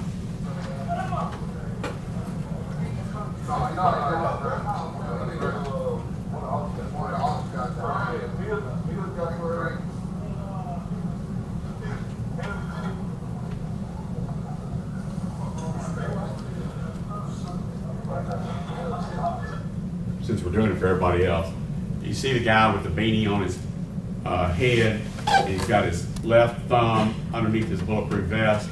Do you recognize that to be Tadarius B? Yes.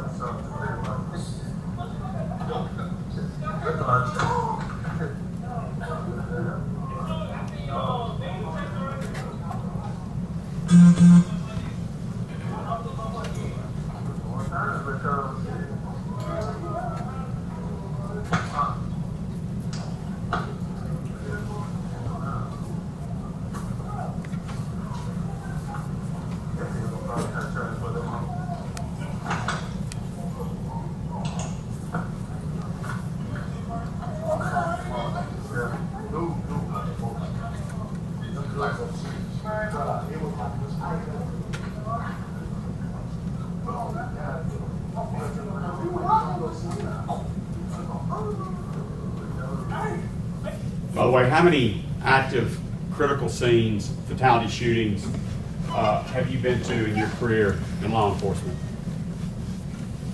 Boy, I'd be lying if I told you I knew exactly how many, but quite a few. More than 100? Oh, absolutely. Do you know the term what hot wash means? No? Adrenaline dump? Oh, yes. As you see these officers interacting with everybody in a, I don't know, a weird kind of vibe, they're talking, is that something you would expect to find at a critical incident at the conclusion of it? Yes, I heard that many times. It's a release from all the tension that they've gone through. Your Honor, I would just ask that Mr. Zumach remember it's his witness. He's leading quite a bit. Sorry. Rephrase the question. I'd respond that I'm not, but I'll continue. I'll do it the right way. I've done it long enough. I can figure it out. Thanks, sir.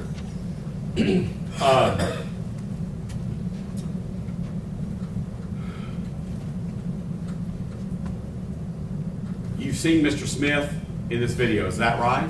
Yes.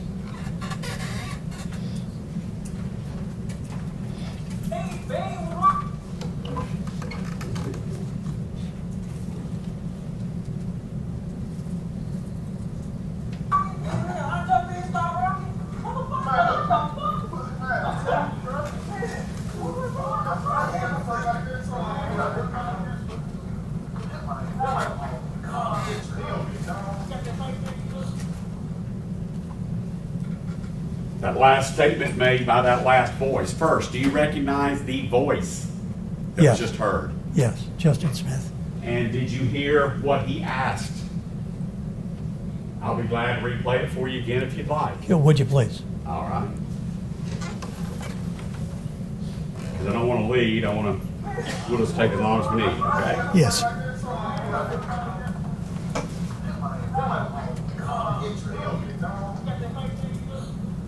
Did you hear that? No, sir, I'm sorry. I can't pick that up. Do you need to move closer? I could try. Did you hear that Mr. Smith asked a question of someone? Yes, I could, but I could not hear his articulation of what he said. All right, I'll move on. Okay.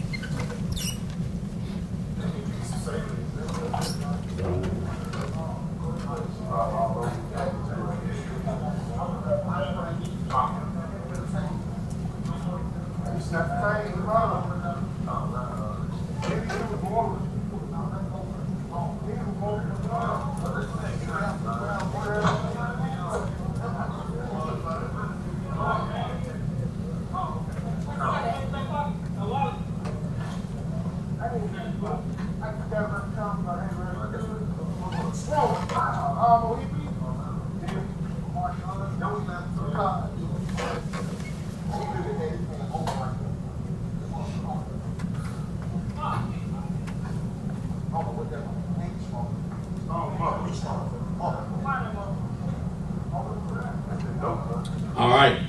Without leading you, sir, do you see a man with a very disheveled-looking beanie on his head standing there, second man in from the right margin? Yes. Who is that? I believe that is Lieutenant Smith. Thank you. The record reflects he's identified a man with a beanie on his head arriving on the scene at 20:43:35 as Lieutenant Smith. Proceeding.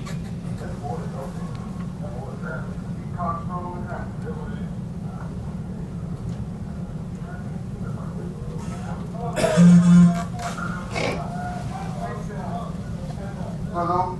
Me again, huh?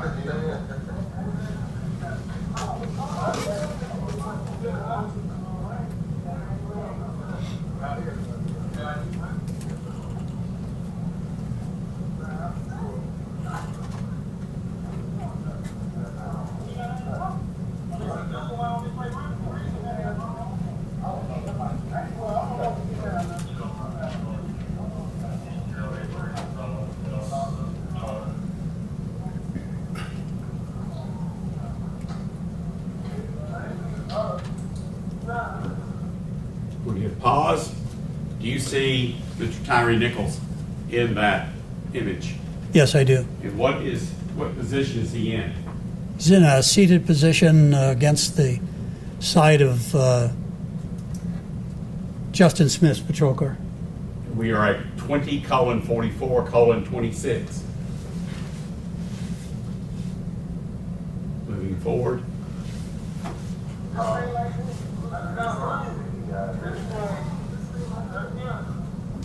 Did you just see Tyre Nichols make a movement? Yes, sir, I did.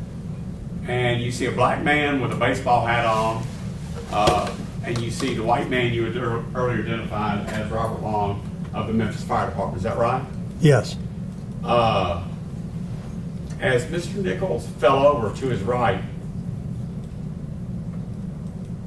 did you see the medical providers attempt to catch him? No. Want to watch it again? No, I can answer the question. Well, I want to watch it.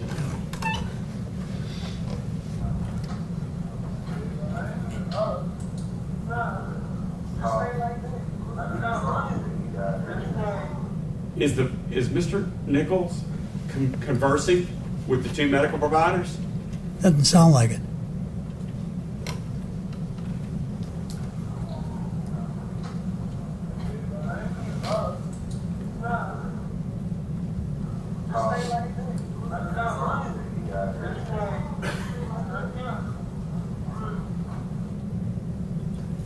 You see anybody attempt to keep his head from hitting the ground?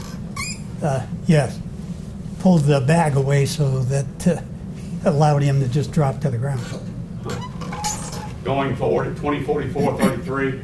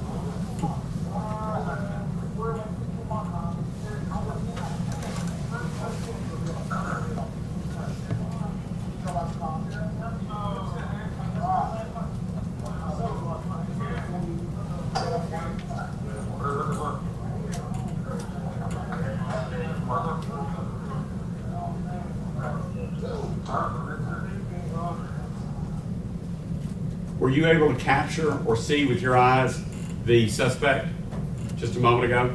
Yes. Was he still laying on his side? Yes, it remained there. What is the recovery or supine position when it comes to emergency medical treatment? It would be still upright against the car. As he was originally? Yes.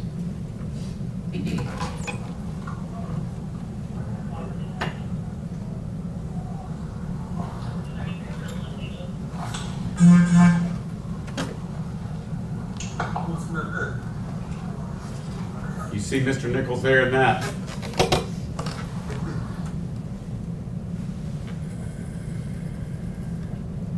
You see Mr. Nichols? No. I think he's Do you see still the laying flashlight? down. What? I said, I can't see him up against the car. I can only see his, what appears to be part of his body still laying on the ground. Keep an eye on it.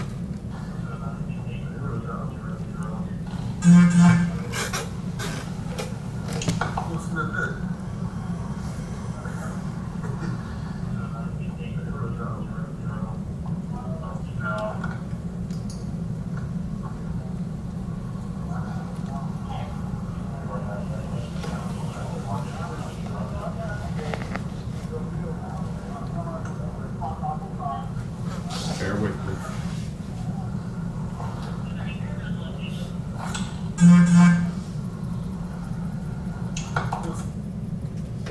Is that better? Do you see Mr. Tyre Nichols' head right there? I do. Where is it? It's still on the ground right next to the bag that was pulled out from beneath That was his at head. 2045:48 where I pointed it out earlier, but you do see it, right? I do.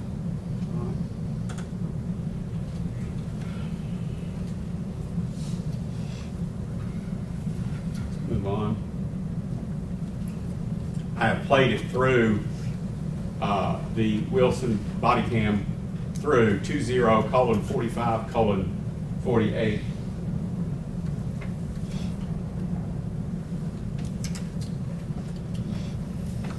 I'm going to show you, but before I show you, I want to ask you, I know you've already said it, but out of an abundance of caution, did you review all body-worn cameras involved in this investigation? Yes, I did. Did you review Officer Martin's body-worn camera regarding the attempted traffic stop? Yes. I would draw your attention to the screen for you to confirm or deny that this is Emmett Martin's attempt at a traffic stop.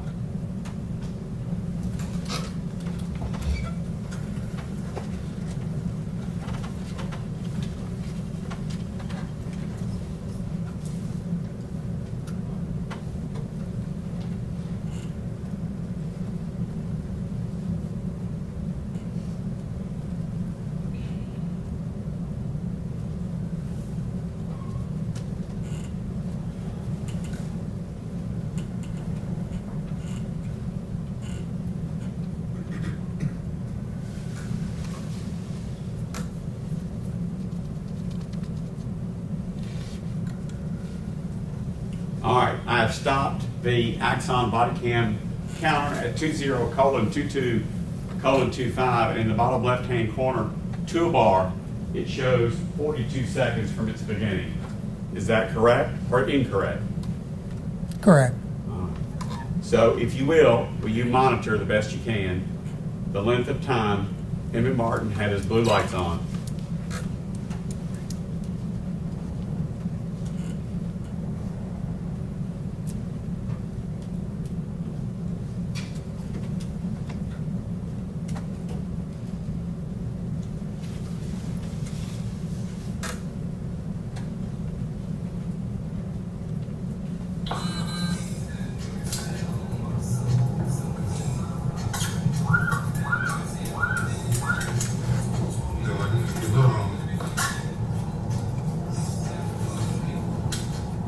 All right, it's off.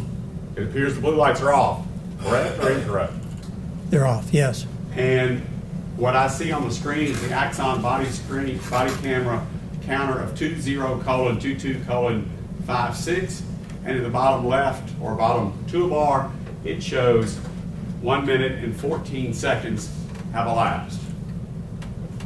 So as not to suggest to you the answer, can you do the mathematics, please, and tell me how long Mr. Martin had his blue lights on? Well, it looks like it's over a minute. I can't add that right up, but Do you remember the first number we started at? yeah, it started 42? at 27 seconds and it wound up at 54 seconds. Without leading you. First number that the record will reflect that I told you the blue lights come on was at 42 seconds in the lower left-hand corner. Correct. We are now at 1:14. So would that be, give or take, 30 seconds? Yes, pretty close.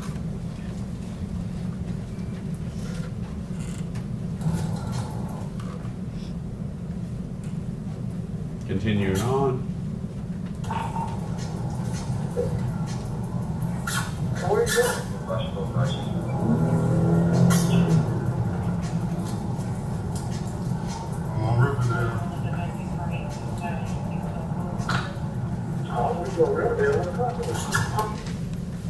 That video ends at 20:23:15, a total elapsed time of 1 minute and 32 seconds of that traffic, or what you just had depicted for you on the screen. Is that right? That's correct.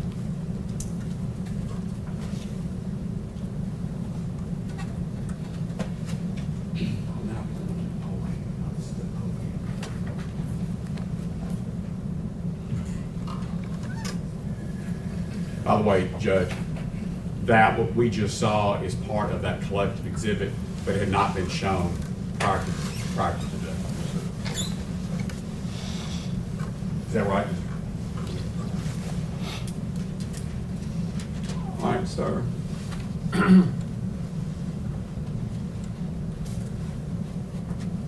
It's a long video.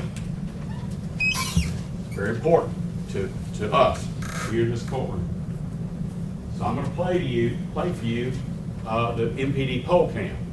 Have you reviewed this poll cam video before? Yes. Approximately how many times have you reviewed this poll cam video? Seems like over about 50, 60 to 100 times. All right.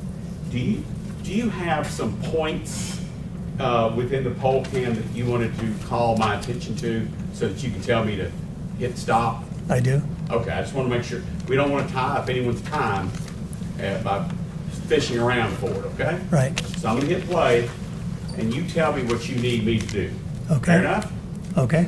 And the spots you're going to stop us at are matters within your expertise. Is that right? Correct. All right.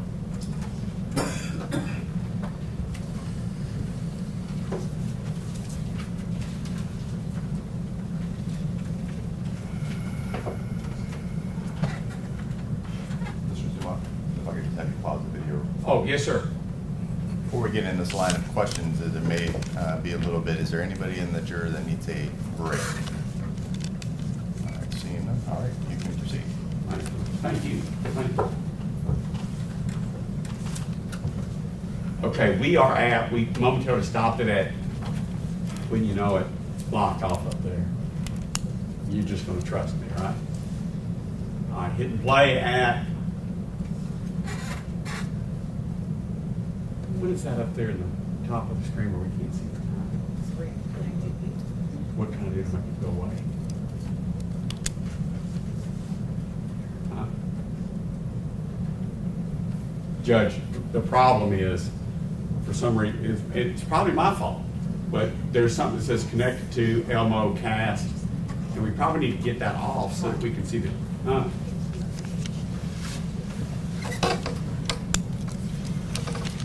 Just take it off full screen. All right. Right here. It's still up there. See it up there? Yeah. Can I drag it?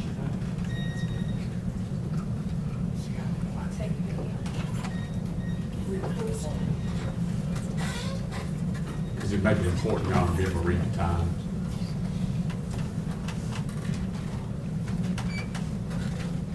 Mr. Stengel, feel free to sit back in your seat.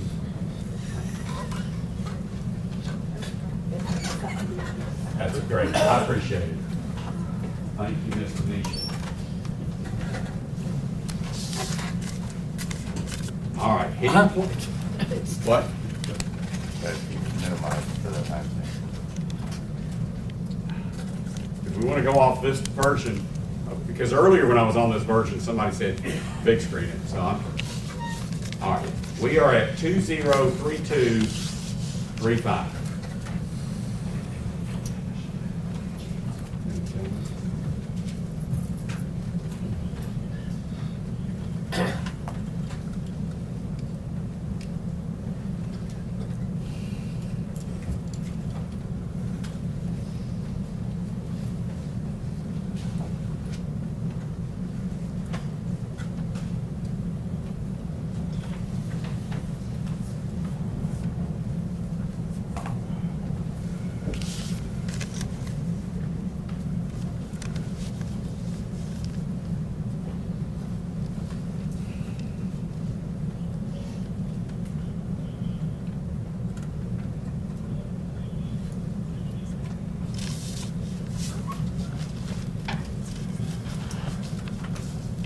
I want to ask you something. I've stopped it at 203326. Trying to anyway. Do you see lights reflecting off that brick mailbox cover? Yes, In your studies of these videos, did that indicate anything to you? yes. What was it? Indicate there's a vehicle coming in and it's reflecting off from the headlights. Based upon the, what I'm going to call the wristwatch time of 20:33:31, that's 8:33 p.m. and 31 seconds. Is that right? Yes, Based upon timelines that we know from first traffic stop, the 6705 poll cam, and when the call went out from Mills chasing the suspect. Is it safe to say that the confrontation with Tyre Nichols is actually going on right now outside this screen? yes, All right. And so that the jury understands how it is that this camera is moving around. Where is this camera controlled from? that particular camera is controlled from a pole mounted up in the sky. And it is not a fixed position. It is what I mentioned earlier, a pan and tilt. It can move. But this particular view is off to the left, and it will be cycled You to the right. misunderstood my question. Who Maybe I panned did. it? I said you misunderstood my question. Yes, sir. Who panned it and who tilted it? It would be somebody in the control center, Back at headquarters. at headquarters, That's what I was trying not to- at the scene. Yes. All right. Hit the play at 203331.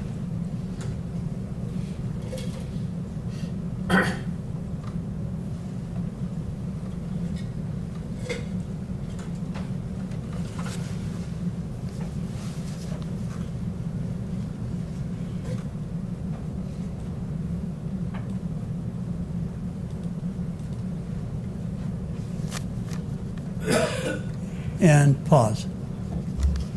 Did I do it at the right time? Okay. That's where it'll start. Okay. Tell me to hit pause.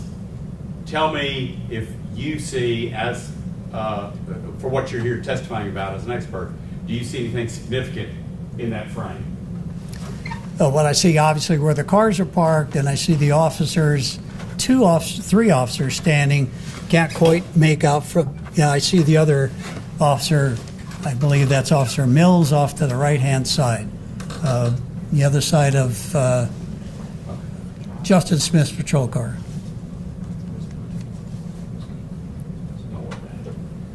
I'm going to do it the old-fashioned way. You see that car that's pointing left and right? Yes, sir. Is that the car that the headlight reflections were on the mailbox? I believe it was. Yes. And see the car is pointing the different direction toward that Mercedes camper? Yes. Whose car is that? Justin Smith. All right. Next, see the fella that's standing like this, kind of split-legged, with his back to the camera? Yes, sir. Do you recognize that person? Officer Martin. Okay. Now, do you see the fella just up and to the left from Emmett Martin that has tennis shoes on? Yes, that's Justin Smith.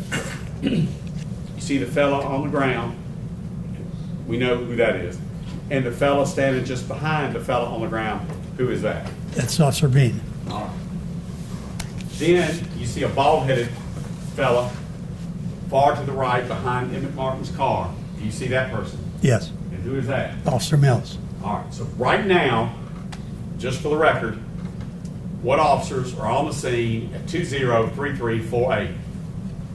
Run through them again. Officer Martin, Officer Mills, Officer Bean, and Officer Smith. All right.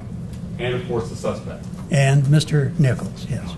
Hitting play at 203348, and I believe you've told me to stop it at 3405. Is that right? That's correct. All right, I'm going to do my best.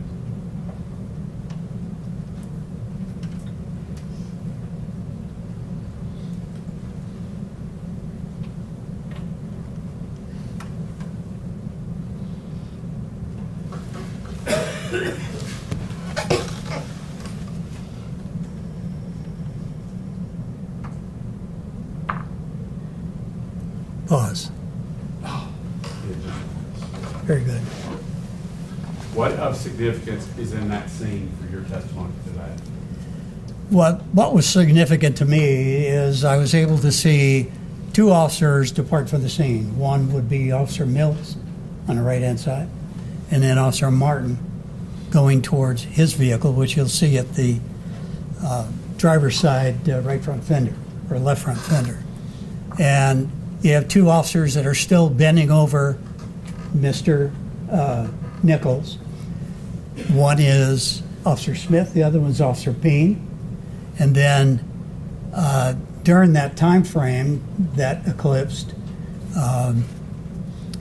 Officer Smith stood up, put his head up in the air, walked away from Mr. Nichols while Mr. Bean was still watching Mr. Nichols on the ground, and looked up in the direction of that particular stop sign, street sign, and remained there for a short period of time, went back to the position next to Officer Bean and actually placed his hands, paused for a minute, and then bent right back over to Mr. Nichols and began to try to do something to control him. To control who? Mr. Nichols. In that image that you had me stop on, are Mr. Nichols' hands secured? No, they're not. Is Mr. Nichols bladed? Bladed on one hip? Yes, he's on one side of his body, which would be the right side at this point. And is there any significance of a suspect blading his body? If so, what is that significance? Yeah, it is significant to me in terms of I've seen it before with other suspects trying to control them. It's a position where it could be for an exit to get away from another officer. It's you're positioning your body both for fighting as well as trying to get up off of that ground. And it'll become evident in other video frames of what I'm talking about. All right, I'm going to hit play at 20:34:05, and I believe you want me to stop at 20:34:19. 19, correct.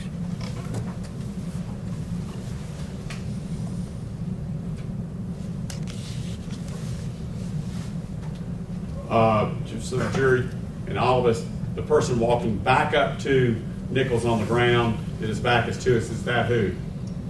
That's Officer Martin. All right. I'm sorry for stopping early.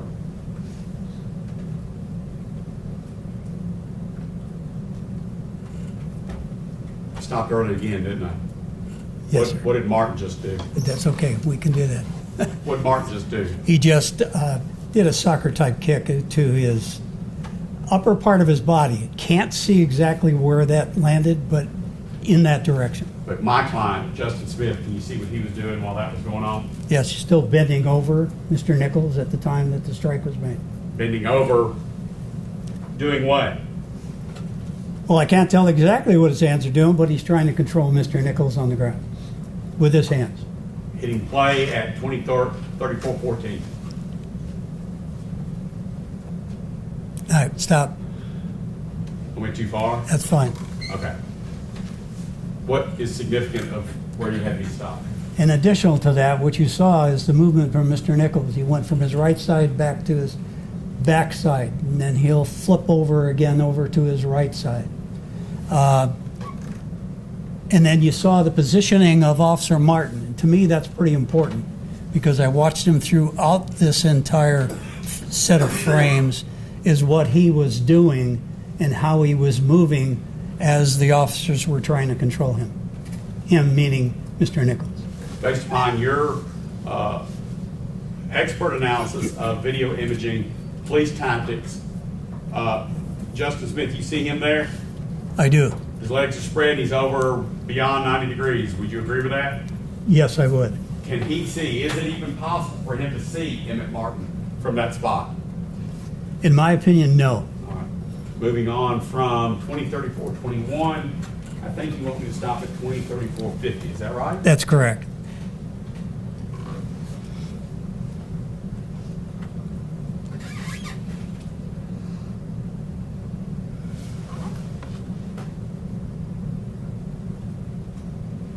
We saw another kick there, didn't we? Yes, you That's did. leading. Strike that question.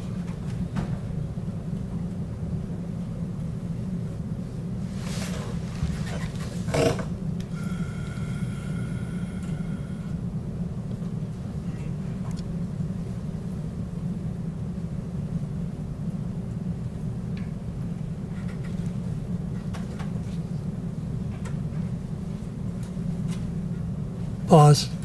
All right. I did. It's okay. During that last snippet, for lack of a better word, you've had me stop at 2034-52. What of significance, in your opinion? Once again, it shows the continual movement by Mr. Nichols on the ground. And he wasn't passive at that point. He was continuing to resist. And I can tell what Officer Smith is doing. He's trying to grab his left hand and apply a handcuff to it. And I think it's either at this point or shortly thereafter, he manages to get one handcuff on that left wrist. So the record is clear. Who's he? He, again, meaning Mr. Justin. Nichols. And he, meaning Officer Smith.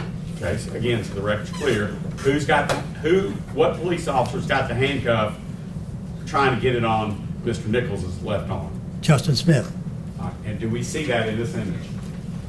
We do. I see it, yes. All right, I'm gonna hit play at 34:52, and I think you want me to stop at 35:19. Is that right? That's correct, sir.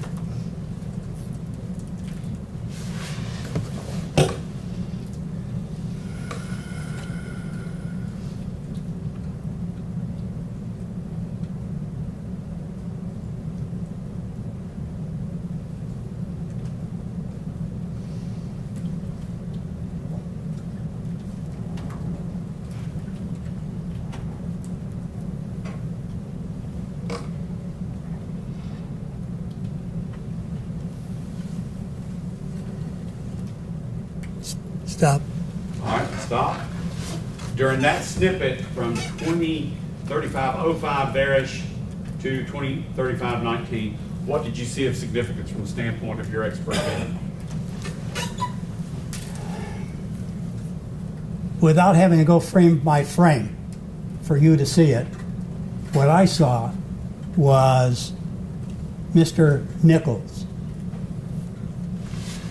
position his body off the right-hand side and start to move his lower part of his legs, his left leg.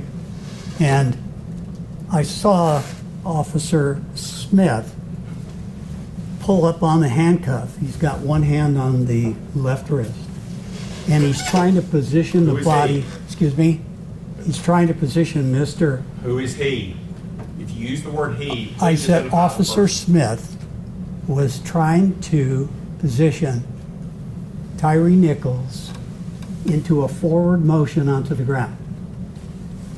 And as he was trying to do that, you'll see a struggle where the arm will go back up again. That's Mr. Nichols pushing off in one direction against Officer Smith. And then Tyre Nichols managed to get up off the ground in a rather quick manner before Justin Smith could push him on the ground, and began to move to his left. And Move to whose left? Move to his left. Who's his?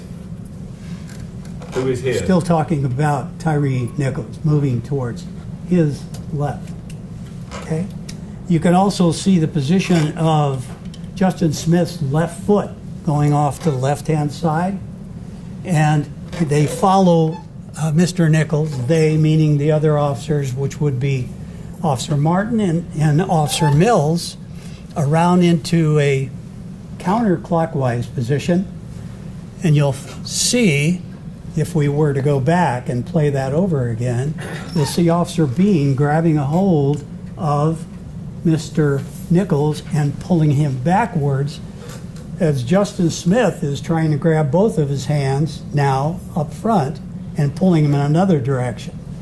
So in essence, he basically made a circle and was being pulled back, right back towards the position where he was initially on the ground. And then you can see Officer Martin circle around the patrol car. And I use the term almost stalking him, because he initially was on the ground earlier in the frames that you saw. You could tell Officer Martin was circling, trying to get in and do something to Mr. Nichols, whether he was trying to grab him or whatnot. Can't tell through the video. But finally, when he reached around the other side, meaning Martin, Officer Smith was positioned with a left hand, while Officer Bean had Mr. Nichols' middle section.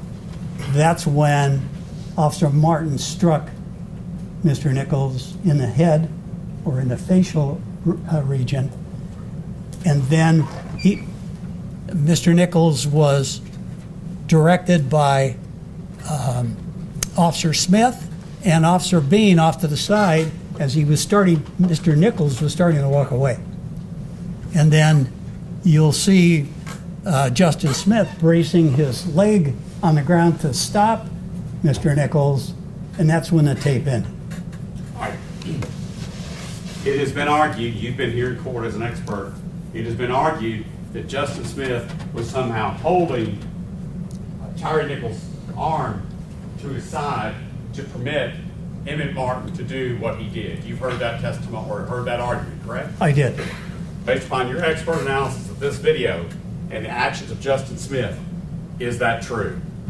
No, it's not true. By the way, you see the two stripes, reflective stripes on Justin, his bulletproof vest? Yes, I do see him now. All right, you see the two reflective stripes? I do. What? I do, yes. And you also see Justin's left leg, left foot, is that right? That's correct. Does the positioning of Justin's rib cage and Justin's positioning of his left leg have any significance to you? Yes, I believe he's being pulled forward. By who? By Mr. Nichols. Was that the last snippet you wanted me to stop? Yes, it was, sir.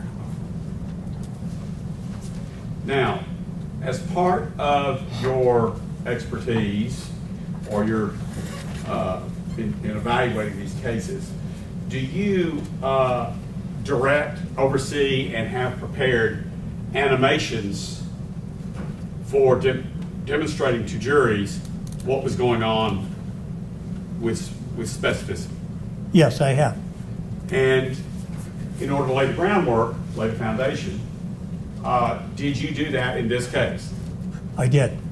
And could you please describe for the jury and for the judge what is that process of taking what we've seen video-wise and turning it into specific animation? Yes. What we try to do in those animations is take the original footage, such as the poll cam footage that we just watched, and take it by frame and superimpose it over an animated figure, and then rotate that figure in the same direction that the officer was moving into. So it's not just the made-up figure without a baseline. The actual figure that we're inserting over the image is taken off of a frame of the body, either a body camera or off of the pole cam. So if we see a pink or a blue figure that we haven't seen before, are those figures overlaid over the actual images on the video? One on top of the other, yes, sir. All right. with your honor permission, I'd like to play. Would it be helpful for you to watch what you had prepared to explain your positions to the jury? Before we do, is the state seeing this? Yeah. No, Your Honor. Okay, I don't want to argue with her. I want to go back and look for an email that I sent, but I'll be glad to take a break and show it to her. How's that? And that's going to be fine. Ladies and gentlemen, your lunch has arrived or is about to arrive, so we're going to, before we get into this next line of question, we're going to go ahead and excuse you all for your lunch. We'll just go ahead and let the jury step out. Oh, thank you, Your Honor.